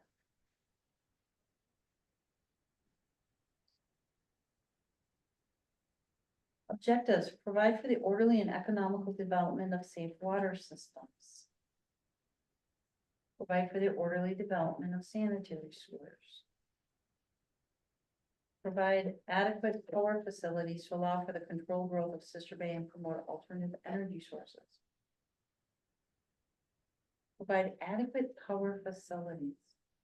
I wonder what we had in mind when that was written. Were we gonna do like a wind farm or something? We don't have that. Do we wanna do that? Power facilities could also need substation and power lines and whatnot. Although that's something that we have better power facilities than we did when this came out. I don't know if that's something that we did, something that WPS has done. Yeah, I mean, how do we provide adequate power facilities?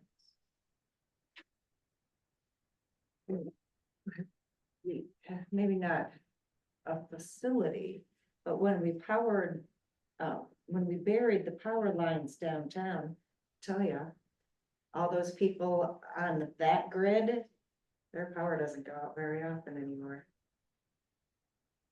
I think something about underground to preserve our character and beauty. And to minimize disruptions to the service.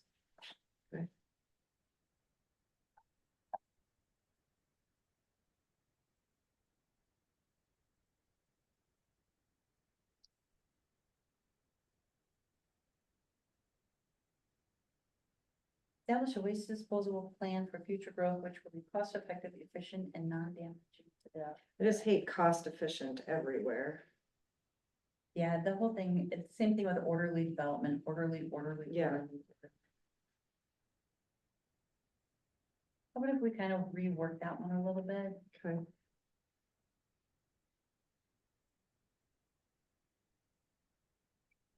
Intergovernmental cooperation. Oh, what about number 5? I was just gonna rework that with Oh, 5, you would rework, sorry. everything, all of that. Okay. I don't think there's much, I mean, think about what the village actually does for 5G, there's a lot beyond us. I know, Yeah. yeah. Chapter 7, intergovernmental cooperation. To promote cooperation between the village of Sister Bay and other units of government and governmental agencies that make decisions impacting the village.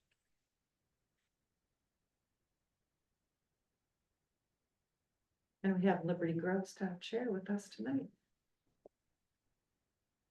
Are we cooperating? She might need some coffee.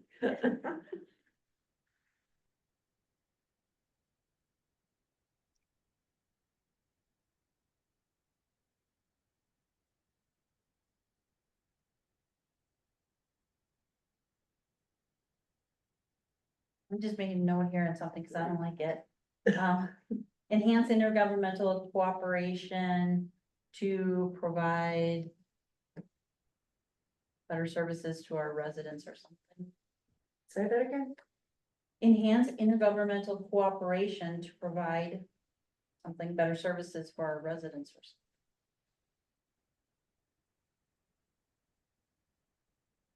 Okay. We can look at it again. I mean, I think we're trying, I think we're doing good. We try. But we could do better. There's always room for improvement. Coordinate and share community facilities and services whenever possible. We do that. Yes. Coordinate with adjacent communities on future planning projects to enhance and maintain the character of the surrounding area. Not so much. The trail.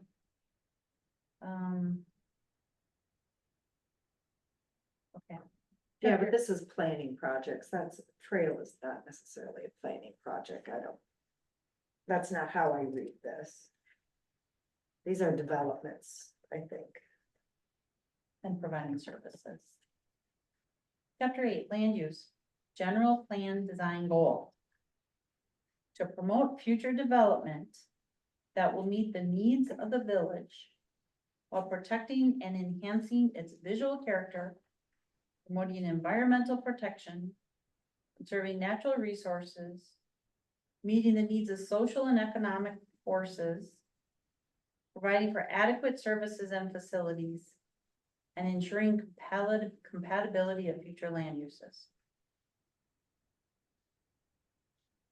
To promote future development. I personally think that should be a homework assignment.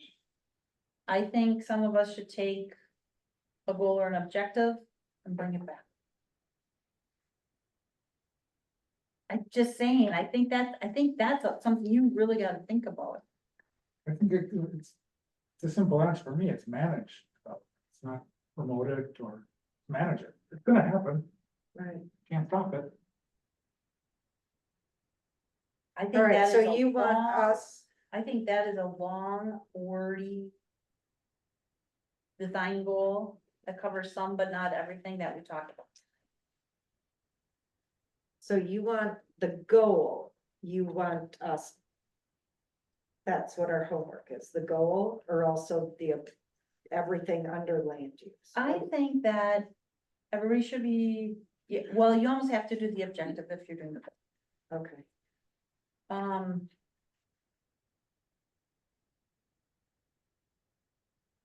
That's not true because the residential objective is based on that general plan design goal, so is the commercial objective. So is the national cultural resources objective. okay, so the entire, okay. So we These- need to come up with wording for all of chapter 8 land use. that's on page 5 of our handout. Yeah, I think these summarize the development strategies that were used to come up with the 2020 future land use map, so they're sort of just a summary of all of those strategies. Okay. To make sure we get through everything on the agenda, would you guys be okay with me just kind of playing with this and we revisit this section next month? I thought you gave it to us for homework. Well, I was going to, but then I said, well, you can't break it up because they're all based on the goals, so But if they, we do it all, everybody come up with their own. I think we can take a little bit of time. I You do- can do it too. It'll be your homework too. Okay, Yeah. all right, so everybody's gonna work on that chapter 8, they're gonna come up with a general plan, design goal. An objective, not that you have to come up with the whole thing, but at least words or something you wanna see put in there that we can meld it all together. Sure. I'll tell you Because what, that will be a true, comprehensive, it's all of our effort. yeah. And if you can get it to me within the next 2 weeks, that'd be perfect. So one is fresh in your mind, but then we can put it together for the next meeting instead of kind of wordsmithing it at the meeting, okay? All right, You're gonna have to remind. I will. Send me an email to everybody. Sydney, are you okay with that? Yep, I'm Okay. fine with that. I didn't know how far you wanted to go with, you know. Okay, the following were summarized only under chapter 1 of the 2003 plan and may already be incorporated into those above. Administrative facilities, continue to supply an accessible and adequate village facility that will meet the needs of a growing community. I don't think we need any, I think, well, with the exception of the protective services, I feel like the administrative facilities and recreation facilities have pretty much already been covered in other areas. So maybe we could just use some of these objectives and goal language when we're rewording some of those other ones, especially for the recreation facility. We can always, once we see everything in writing cleaned up, if we want to add more, we can do that. Okay, protective services then, to provide adequate police and fire protection and work with the county. Provide emergency medical services for all citizens of and visitors to the village of Sister Ray. We don't provide any police service. Well, scratch that. No, we've been talking.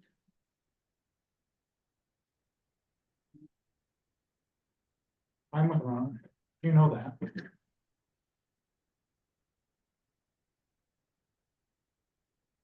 Days gonna come, you're gonna need it, cause you're growing, they're coming up here, you saw the 911 report, the calls. Yeah, if you read through those, I think I would say that shows that we're still a ways away.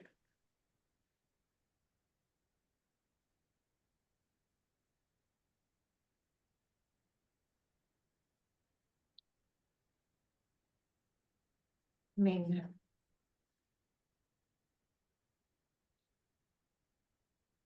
About to work with the county. I think it's. We've done some of it has happened, it's ongoing, everything that basically is 1 through 5 under the objectives. Yeah, how about to work with the county and neighboring jurisdictions to provide adequate police and fire protection and emergency medical services. Okay.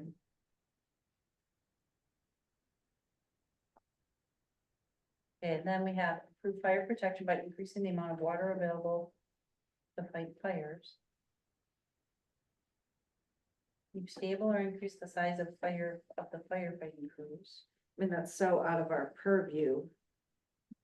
Fire station facilities and equipment. Encourage use of local healthcare facilities and services. Which now we have the clinic. Establish low-cost transportation for citizens so that more use can be made of the local healthcare service.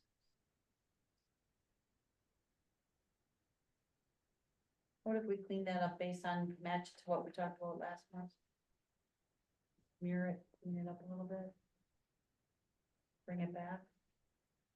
I think that section needs to be redone and then we can move it under community facilities maybe instead of just underneath the first chapter.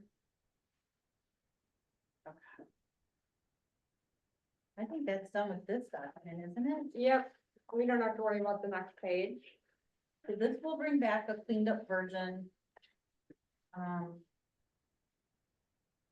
Then you do it how we did it last time, where I just send you all my notes and edits and. Yeah, and then I've got some notes too, so then I can try to, put everything together and then I can send it back to you. Okay, Or then we send can it out bring to it to everyone. the committee.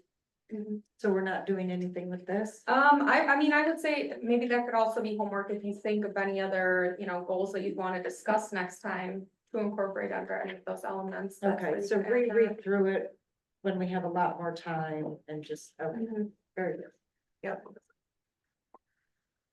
All right, next, I'm kind of trying to debate here, I'm going to hand out the maps for review. And I believe I sent Patrice, right? Patrice, did you get an email with, a link with pictures of these maps? Let me check. I got this working document that we just did. Patrice, they're the same ones that were in the packet. These Okay. These are, it's community facilities, environmental Oh, corridors. no, sorry, I thought it was the future land use Yeah. and, okay. And we made a change to, we added that property, to the planning area, and Good. then, what else? There was one other thing, oh, the future land use map that Natalie had sent you, I'm not sure about that one, that was done way ahead of time by someone who's not at Bay Lake. I'm not sure how she came up with that without any input. So I have a blank map where we can try to. Because there designate were some land colors uses. that didn't even jive with the Yeah. legend. It- And I had question marks everywhere. and It then I- doesn't, yeah, that does not make sense. Things that match here. No, Mhm. So that I would say, just kind of toss that. those are all my notes. Well, maybe your notes would still be, Probably. yeah, applicable. I think before we look at that, the future land use, I'm just gonna hand out these maps. We can all take a peek. There is the official map as well. That I was able to get that done.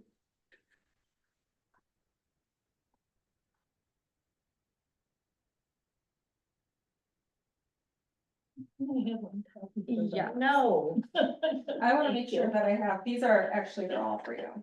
They're all different. Oh, Mhm. Oh, it's all one. oh, different. Sorry, the Okay. first two looked similar, so I thought they were, they one pass it along.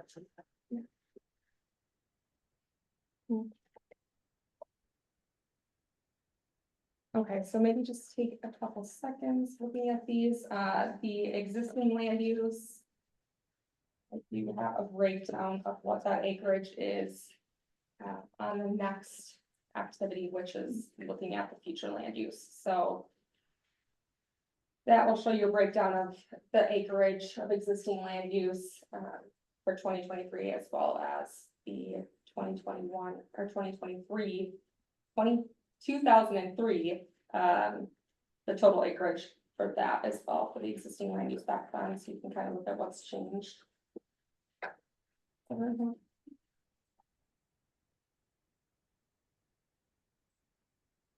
I'm gonna run to the bathroom real quick. Oh. No, go. Why don't we take a 5? Right. Yeah.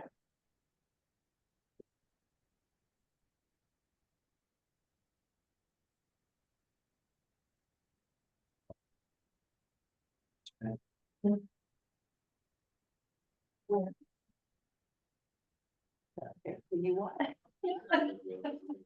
Great, great, great. I need to get Marge's scooter. Let's hold people freaking along. Well, not really bad either. Oh, I didn't think I was going to be here. Hey, Ron. Hi, how are you? I know Steve, yeah.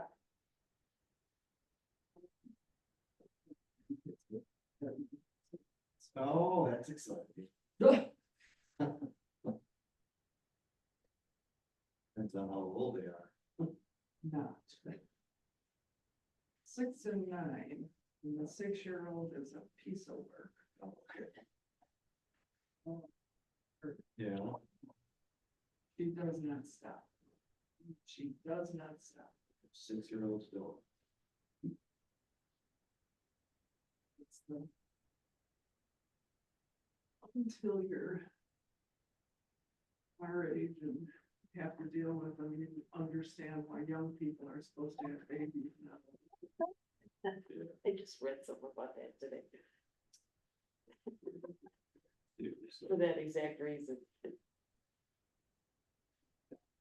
Thursday morning, our kids are very first time along, so. Where's that at? Kansas City. Oh, yeah, that's down. Yeah. We're going down. Yeah. That sounds like a song. Yeah. Wish they didn't live there, but they do, so.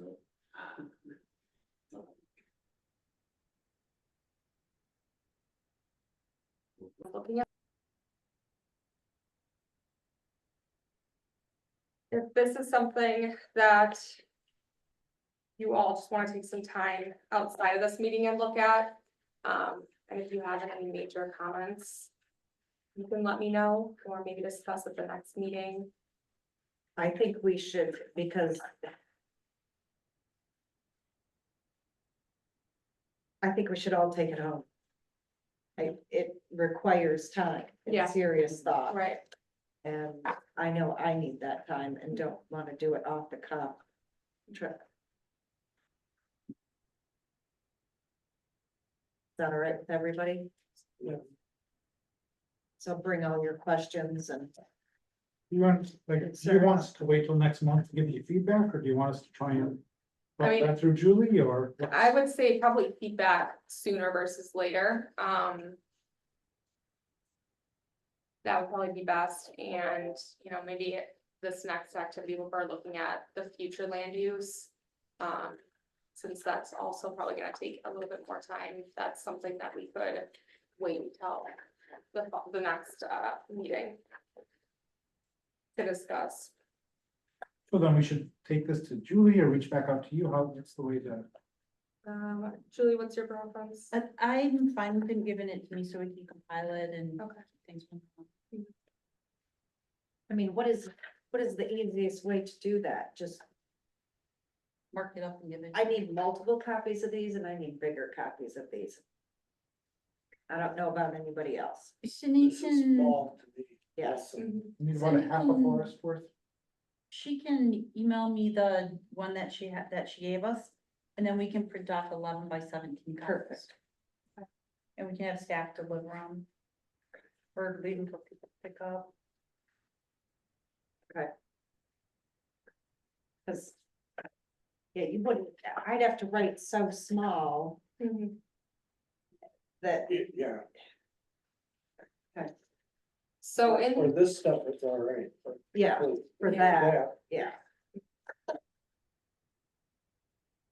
so in the plan, these would be the actual sizes of these, but just for review purposes, Right. you want them larger, okay, just making sure. Okay. All right, the last activity, So then we're not doing anything with community facilities, environmental corridors, nothing. Bicycle and pedestrian network. unless you wanna take 10 minutes and just kind of look over them quickly and see if there's anything that jumps out to you right away. That way we can make those changes, you know, I immediately. mean, I don't think these are nearly as difficult, and. So what would you want us to critique on the community facilities? I can say that number 9, Able Holt Park isn't a park yet. Right, So yeah. should we take that one off? Mhm. Number 12 Mill Road Park, it's not actually a park yet. You know, those are ones that we have in our outdoor rec plan. Yeah, I think we were gonna label those as proposed afterwards or put like an asterisk, but. that would- What's 15? That's, That is that wetland area that we that's a said, swamp. Behind Christie. yep, and when we talked about it, we said, don't put a parking lot or anything there. No. At the outdoor rec. I'm sure through our parks committee, they had said, just leave it wetland, don't put parking there, don't put signage or anything. So 15, not really a park, it's just a natural area. Mhm. I don't even see the number 15. Oh, way up there, Yep. got it. And then the dog park, we'd wanna add the dog park on here. Okay. Well, we need to put the dog park. And we need to put the proposed dog park. Correct? Well, so that goes into our outdoor rec plan, and this one is showing our current community facility. Okay, all right.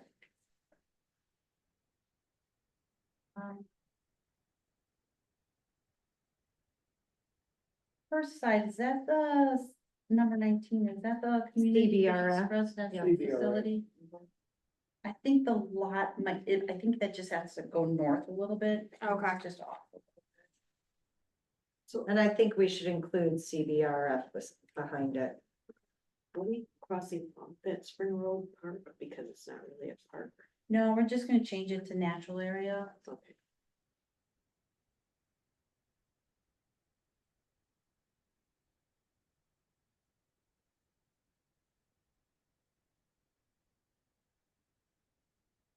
It's not Good Samaritan Society anymore. Was sold. What's it called? Serenity Springs. That's right. Do we want to add, the historic society? Is that not on here? It's not on.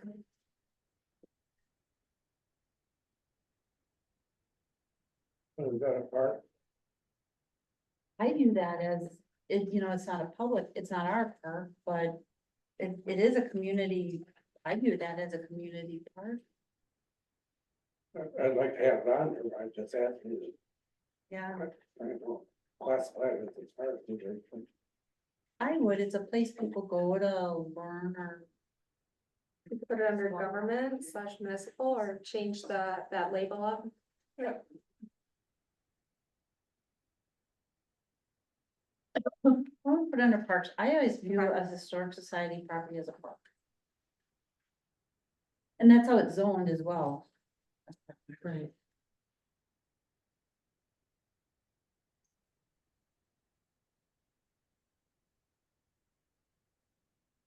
We can get updated maps to everybody and they can see if there's anything else.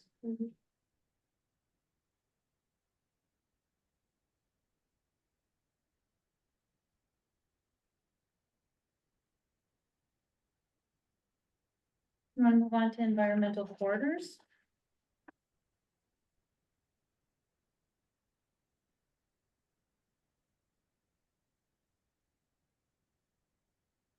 So I noticed out on Autumn Court, you're showing the old lagoons.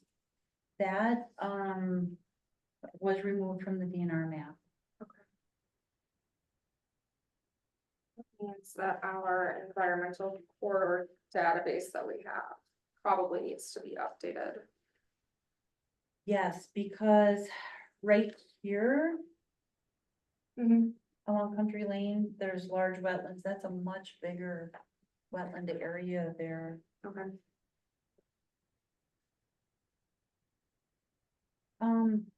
I know on here you have surface water with a 75-foot setback, wetland with a 50-foot setback. Steep slope greater than 12. we don't have those setbacks. Where did they come from? So Is that a those, recommended setback? yeah, so those are, criteria for primary environmental corridors and there's secondary environmental corridors. So we generally put in, that language along with the indications on the map for the primary Okay, environmental and then it's corridors. described in the text. Yeah, that, yeah, And so was that something that, we should consider having in our zoning code where surface water and wetlands are defined in our environmental corridors, that we want to change our setbacks? I think it's something to look at. You know, you might have a struggle on the water setback, but with the wetlands, I've always struggled. Cause I've seen so many people, not here, but in my lifetime, they fill right up to the boundary of that wetland. mhm. You know, it's eventually gonna be, they're gonna dump a little more, grass clippings go over the edge. I have a question on the environmental corridors, Cindy.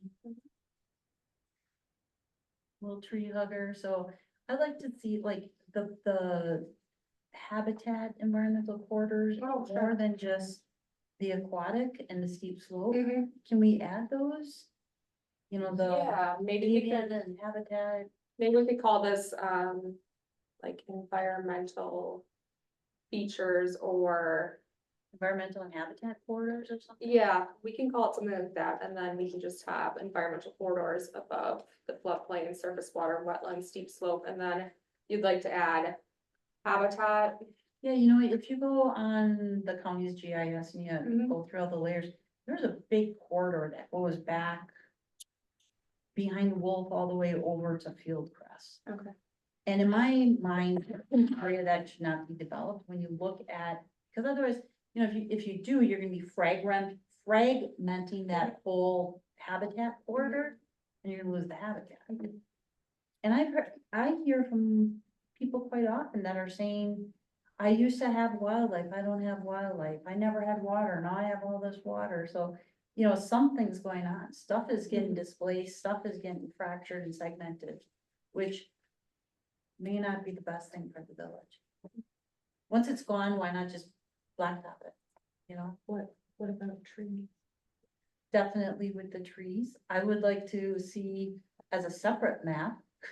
The tree canopy and the voids that have happened, especially over time, I mean, you can see it going through Definitely. time. Mm-hmm. That's a That'd be neat. huge part of what this committee has talked about. As well as the Green Tier Committee is, how do we restore that canopy? How do we prevent people from cutting more trees down?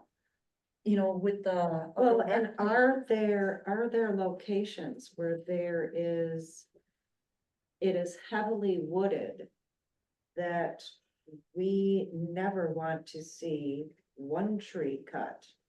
And that it's, you know, a tree canopy corridor or a forest or, you know, whatever definition Mhm. would be appropriate.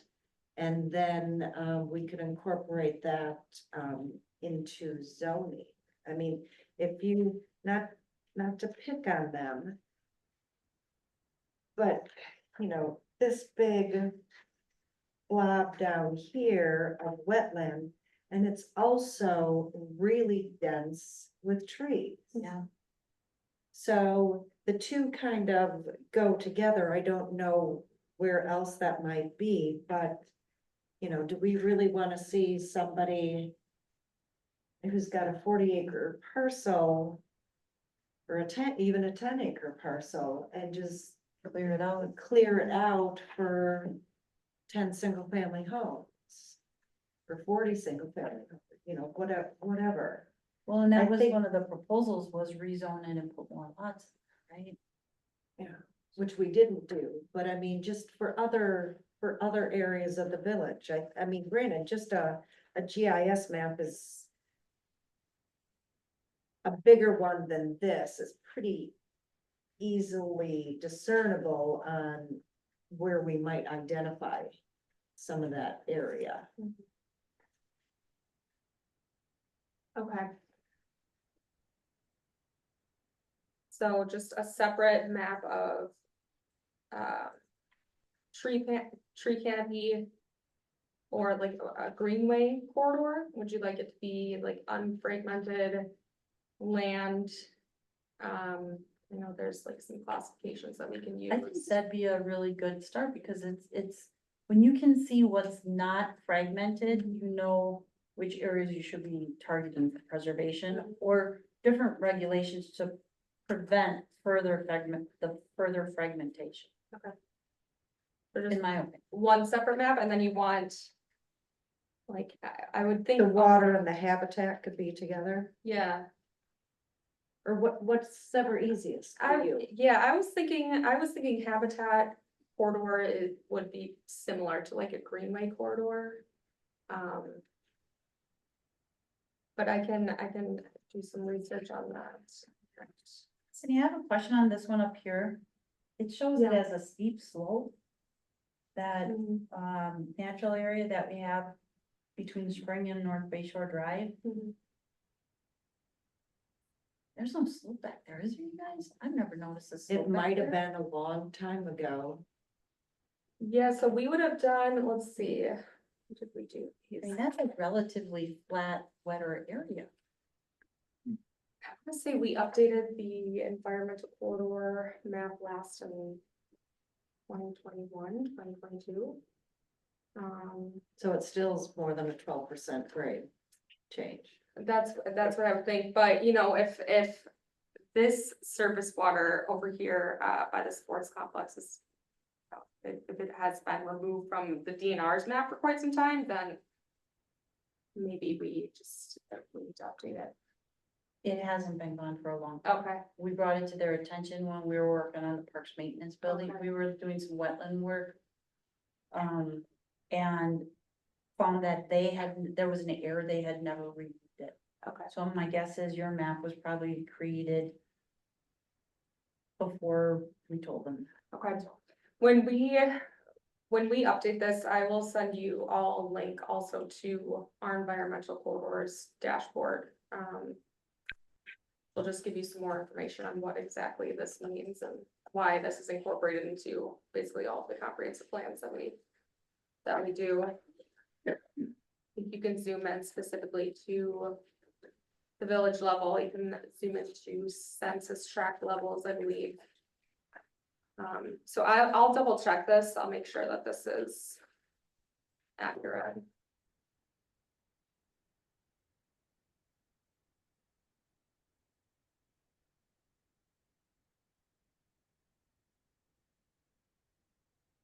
The roads, I think we have everything. The street map or the official map? The functional classification of minor, major, or local.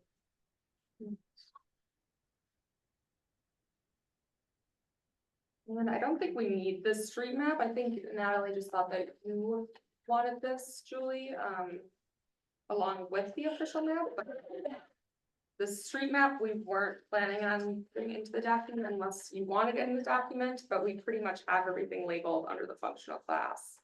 I do see one thing between Highland and Cherrywood Court. It says Briarwood Lane, and that's bittersweet. Which map is that on? Good catch. It's on the functional classification.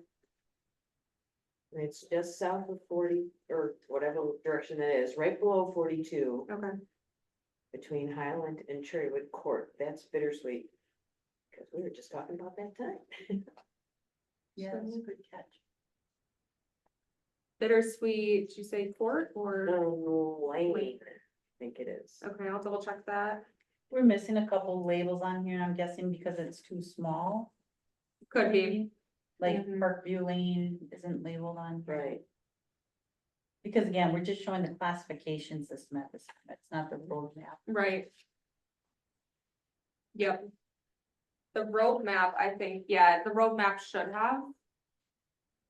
Each road in it, or the street map, nope. Missing some.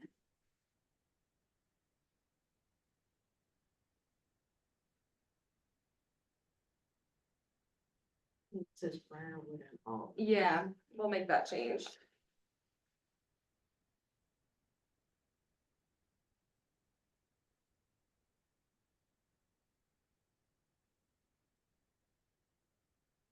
So, the street map, I think there was some misunderstanding. I didn't want that one. What I did was the official map. We Mhm. spent a lot of time updating that. Mm. That, and then what we had wanted was, we said remove all, so we gave a list of all the roads we wanted on the map and said remove all the other ones that were proposed. Ah, okay. So, like those ones from Meadow Lane extended and then zigzagging from Glenwood up to 42, all those were removed. Okay. All those down that go from Ava Hope to Fieldcrest were removed. So that one, I think you just have to go back and look at those notes on it. Okay. Yeah, I sent that to Natalie, so I'll go over that with her. It might be easier if I Yeah, I'll have go her ahead and reach send out. it, but let me know. I'll reach out if she has questions on that. Okay.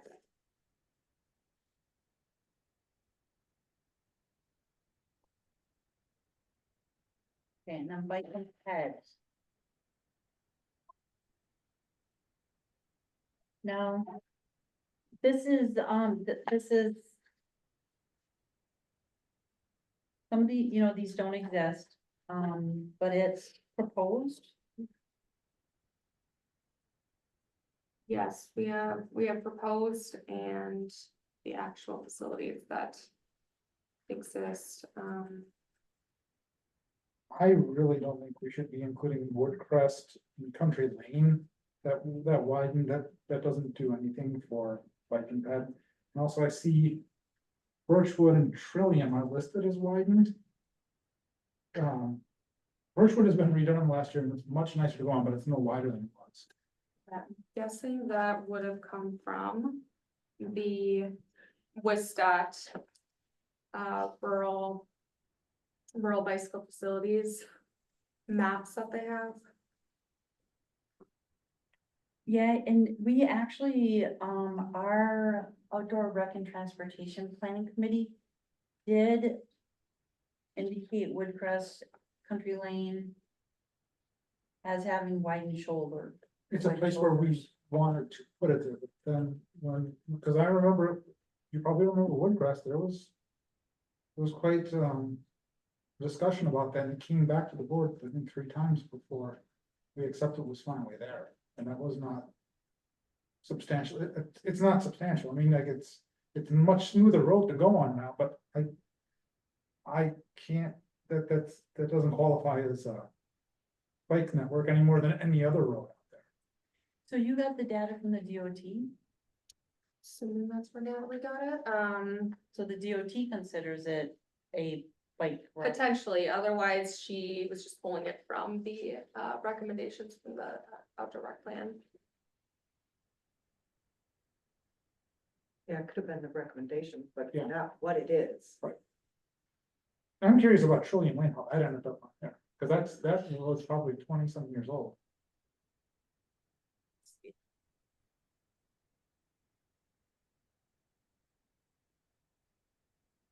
And I guess I'd feel better about including Birchwood and Trillium on that, because they're narrow roads that have got very low traffic levels. Yeah, I know she has used a number of sources for these maps, so she could have even been using like Google Maps, and they have a layer for bicycle and pedestrian facilities, so she could have incorporated that, but that's kind of why we throw it all in here, just so you guys can take a look and let us know. I think both of those do appear in some bike plans. And if it's a matter of putting it on there I to help think us, it's a town bike plan. for the town of the reason why we didn't do Woodcrest. I just have some questions on it, Sydney. First of all, we talked about, the woodland trail going through behind the fire station and over to Autumn. The leg that goes north to Sunset, we gotta take that little part off. We didn't get approved for that right now. Okay. And then when I look at the key, the legend. Yeah. Proposed multi-use trail and proposed widened shoulder trail. They look like they're the same color. Oh, yeah, they do. Okay, so, yeah, those are the same color. Okay, good. Yep. That's not me. And I think that's another thing that I'd say, like, just widening the shoulder, if we're gonna do that, I mean, I think, and this is planning, I get that, but. Widening the shoulder would mean making it wider for bike. lane. Otherwise, it's just a road.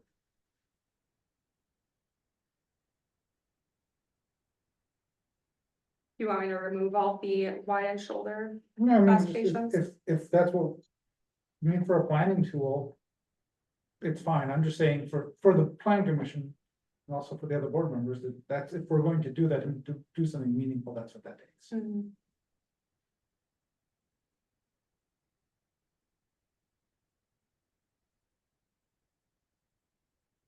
Okay, then existing land use, we're not gonna do anything on right now, right? You said, Correct, system land use, did we go through? that's the one we're gonna make a bigger map. Yeah, unless it's, well, yeah, okay, that's totally fine, I'm not sure. How. Well, we can take a stab at the future. Oh, wait, existing, I'm This sorry, is let me go back. existing, yeah. Existing land use is the one we went through last month. Yeah, so you were working with Natalie closely on this one. I have the future land use activity here.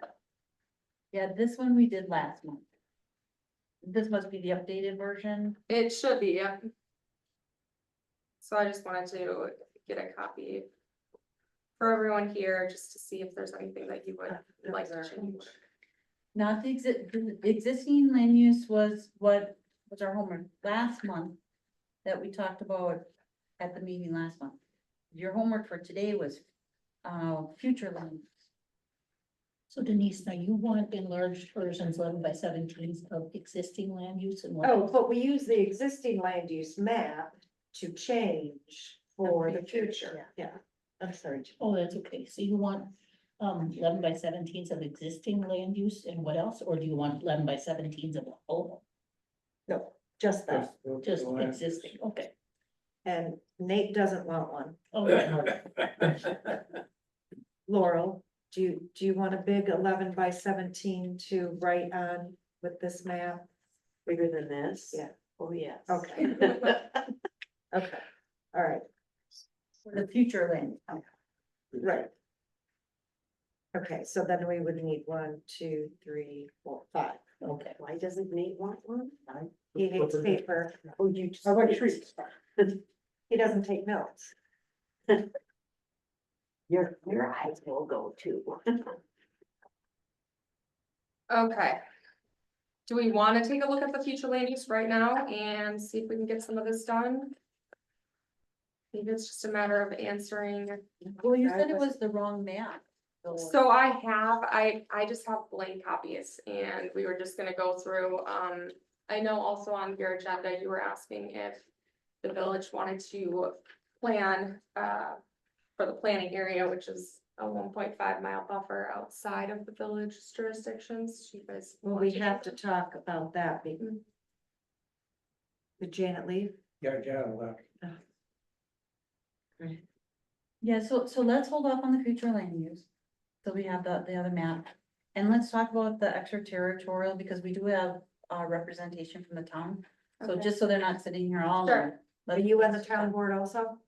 No, But you were with Janet? no, Oh, I'm sorry, okay. just sitting next to her. Okay, okay.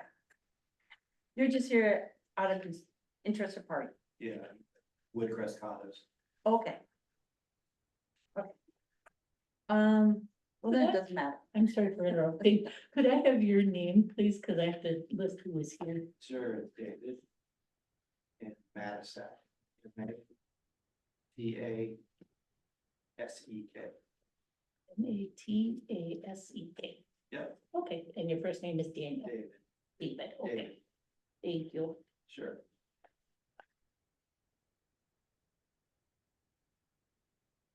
let's talk about extraterritorial, okay? Okay, so what are we doing with the future land use? You're gonna get a new map. You're gonna look at it, you can put your note, I'm gonna get you a bigger map, we're gonna get you a bigger future land use map. So that future land use map that you received in your packet is completely incorrect. So we were going to do an activity today to basically come up with that map. But if there's gonna be revisions to the existing land use, maybe we take care of that first. And then, Well, so at the last meeting, we changed to the existing land use map, okay? We looked at it, we sent those revisions to the existing land use map. so that should be all done. That's done, the Okay. existing land use. Then we had to look at the future land use. And I know Natalie had sent me a blank one and I said, well, can you send me the one that we have right now, our adopted future land use map? Cause to me, it's easier to say, what do we change on? here? Rather Okay, than- that's what I thought you were maybe looking for. Yeah, Okay, because I think to start with the blank map and go parcel by parcel, we're gonna be here for a month. you yeah, know? Whereas right. If you start with a skeleton or what we have already and say, okay, here's our current future land use map, what don't we like? Mhm. You know, what really isn't gonna happen, what areas should be revised? Rather than. So then that's a reinventing the entire- different map. That's, That's- yeah, that will be that, the Correct. 2020 future land use map, correct? That's what you wanted, okay. Correct. So, and then you guys just wanna go on here So and scratch that for now. Yeah. match It's them. not that map. It's not that map. It's a map you don't have yet. Okay, And Denise, this existing land use map, we went through that at the last meeting. Okay. so what's the name of the map that you're gonna be? So it's the 2020 general plan design map, aka the 2020 future land use map. It is what it is, but it's trying to error. And then slash what? Future land use plan for 2020. Okay, Okay, so future land use map, we'll hold off. Get the one that was adopted. Yeah, From there. that makes sense, I think, I think that's a good idea.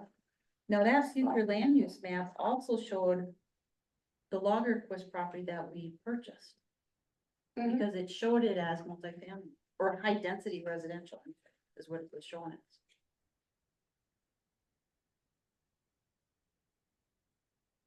High density, single family, it looks like.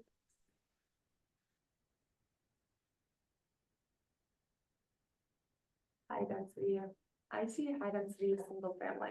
Is it? Yeah. So, okay, so we'll Do- come back to that, okay? Do we want to, in the existing land use, do you want to keep the categories as, low density, medium density, single family, or would you prefer to have it as just single family, multifamily? Cause I know so for the 2020 future land use plan or map, it tried to base that off of the zoning districts, I believe, so we could do that for the 2040 future land use map and base it off of the existing zoning, just so that everything is consistent. Or you could make it more broad and general and just have residential uses split up as multifamily or single family. I'll tell you my thoughts on it. And again, I'm just shooting my mouth off at this whole meeting, but I don't think we should say single family versus multifamily. Just residential? Well, maybe, maybe not. And I'll tell you why, because we've talked about how to increase housing and we've talked about maybe, not saying it's gonna happen. Maybe you allow 2 homes on a lot if you have enough area or enough density on your property. So that's not really single family, so to put it single family, that's misleading, and we haven't made those decisions yet, right? We haven't done the new zoning, and we've made a lot of changes to our zoning code, that's one we just haven't gotten to, but I think saying single family versus multifamily is not wise. And multifamily, I think a lot of people, they think of these big units, but it's really a duplex. I mean, it could be a multifamily, so. I prefer low density, I had- high density. come up with a different word for single family. I shared it with somebody a long time ago. I thought it was you, Nate, but now I can't remember what it was, and I don't think I ever wrote it down. I don't recall. Is there a way to come up with, instead of multifamily structure, single family structure? So, single family structure is a home where one family lives. A multifamily structure could be a duplex, could be just everything else that we think that it is. But you could, if we go that route at some point in time, if we figure it out, you still could have two single family structures on a residential lot. But it's the structure that you're defining, not the property that it sits on. I would have to look at that. I'm not I a- have to think about the negative, the pros and cons and. I think you'd want that more so in the zoning map, but not so much in the future land use map. Maybe that's where medium density or What about low density, low density, non-commercial? low density, 1 unit dwelling.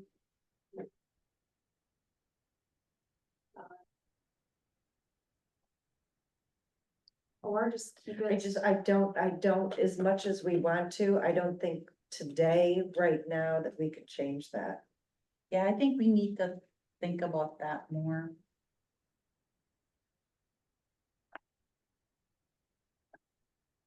And it's already a half hour past my bedtime. I go to bed earlier than you now, Ron. And because Janet left, would it be wise for us to postpone extraterritorial zoning until next month? Is it? Well, let's just ask this question, because it might not even be a conversation. Okay. So we have the ability to plan around our borders. And we have the ability to create zoning around our border. So if it ever gets developed. So if. Tell us legally what it means. So. Will we have to work with Liberty Grove? Will Liberty Grove have to work for us? Or within this boundary? Within a we mile could- and a half, we could have, what it does is it means we could object to any plat that happens within our border. Object or approve? Approving So, authority, right? Within a yeah, mile and a you half? would be able to, you'd be able to object. I do not believe you'd be able Objecting to authority. approve outside of your jurisdiction. So if somebody did a subdivision within our mile and a half of the village, we could object to their proposed subdivision. Because that's our planning area. We don't wanna see that divided. We want it to develop per our guidelines. Should we ever acquire that or annex that property? And then the extraterritorial zoning means that we assign a zoning to it. And if somebody wants to do something, the town has to work with us on that zoning to make sure that we're in agreement how that property develops. We have not exercised our extraterritorial rights in the past. Does Liberty Grove have the same thing? No, we are the incorporated area, so we get to plan and object around our mile and a half. They don't get to do that back to Right. us. Villages are different than towns.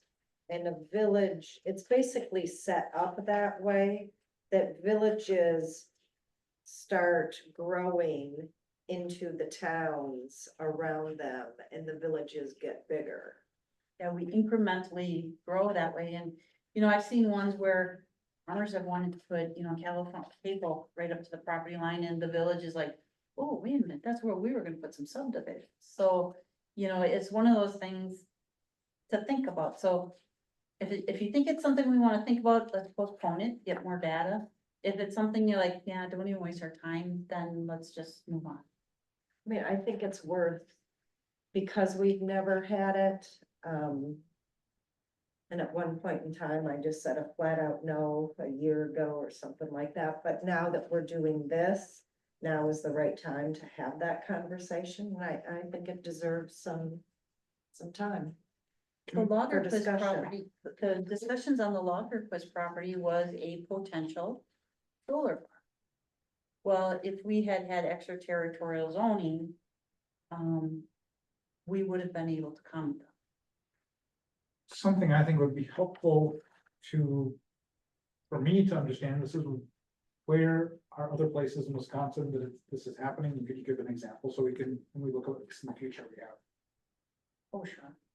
And something like this, Brown, Calumet, Outagamie, and most places I've ever worked exercise extraterritorial zoning and, We're probably in the minority. you are. So it's actually in the previous comprehensive plan. The land use was planned outside of the planning area and it discusses the extraterritorial rights. Which is probably how the Lagerquist property got planned. Okay, so it sounds like let's revisit that, let's get some more information, give you some examples, and let's do that, put that on our next available meeting. It all depends on what cases come in, whether we have time to do it at our next meeting, but let's make that something we wanna talk about. Okay. If Are there we okay? is time available, can I join virtually Absolutely. or would you like me here in person? No, I think that virtually is fine, Sydney, I Okay. mean, for something like that. As long as I get you everything ahead of time so that everyone has everything in their packet and, you know, maybe I could share my screen or whatever that may be. Well, that's a problem when we sit this far back, and if we have audience members, it's pretty hard for us to. It may also be better, just throwing this out there, to have it virtual where we're all sitting at our desk, because it is Right. easier for us to see what you're doing on the screen as you're moving your That's cursor, true. instead of That's in true. here. So that's an option too, maybe a Okay. special meeting, Yeah. let's see where cases go. Mhm. I know we got an extension on the plan, we do have to wrap it up at some point, so we do have to keep moving along, that's why Yeah. we've been kind of pushing. Why, what's our deadline? The end of September, or October, so we're That's gonna our need to. extended We're gonna need to extend it again. It was supposed to be done in June, so we Yeah, extended it once. And who gave us the extension? coastal management. Were they a Which- good plan or a bad one? Which coastal management, they were anticipating that basically all of their grantees would be requesting extensions because they got the awards out very late. So it's, Oh. I don't even think it's been a year, almost it's been a year since the village received their award from coastal. October maybe or something, it was pretty late. September, yeah, it was much later than they usually send out. Issues and opportunities, Sydney, what do you wanna do with that? So I actually, I removed that because we haven't been putting issues and opportunities in comprehensive plans because it's basically talked about throughout the Okay. plan. And I know in our first meeting, we discussed not simplifying the plan, but condensing it, making it aesthetically pleasing, you know, so you're not having a 500-page document. I think it can be pretty redundant. So are we gonna go with a modern plan that is maps, couple pages, highlights, flow charts? And Well, not do we the still big- have to have all, It's- don't we have to have the census data and all It's that? all, it's Yeah. all in there, yeah, it's very, there's a lot of charts, a lot of tables. Just Um, not all the text that you see in the. old It's not as texty as that one, absolutely not, it's summarized, Household incomes. so all That'll the be important in there. information is in there. That'll be in there, just not all the text that you're reading in between. Right, there's a lot of redundancies in that plan. And that's just how they used to be done. So before the next meeting, I will make sure that everyone has a document draft as well. If you have time to review that. We will need it a little in advance. Yeah, absolutely. Because Nate, Denise were It just needs one. I was hoping to have the maps all updated in there and all of the goals and objectives before I wrapped up each element, so. As soon as I get those goals and objectives back, I'm gonna make these revisions to the map. I can just stick them in there now, and we can make those changes later too. I can get you something. What, a week and a half, okay, It's the, that gives, and then nobody's in next week, January. Holiday. yeah. Okay. We'll talk about it. Mhm. All right, sounds good. Well, this has been very, very helpful. Meeting. We made a lot of progress last meeting too. On what we did. Yeah, So I think we definitely. did a lot. It may not seem like it, but once it's all typed up and put in a format, you'll see it pulled together. It'll be a lot. Anything else? Nope. Yeah, thank you, everyone. Okay, thank you. Is there a motion to adjourn at 8:09? Oh. Motion by Kane, Second. second by Hart. All those in favor respond with an aye. Aye. Carried.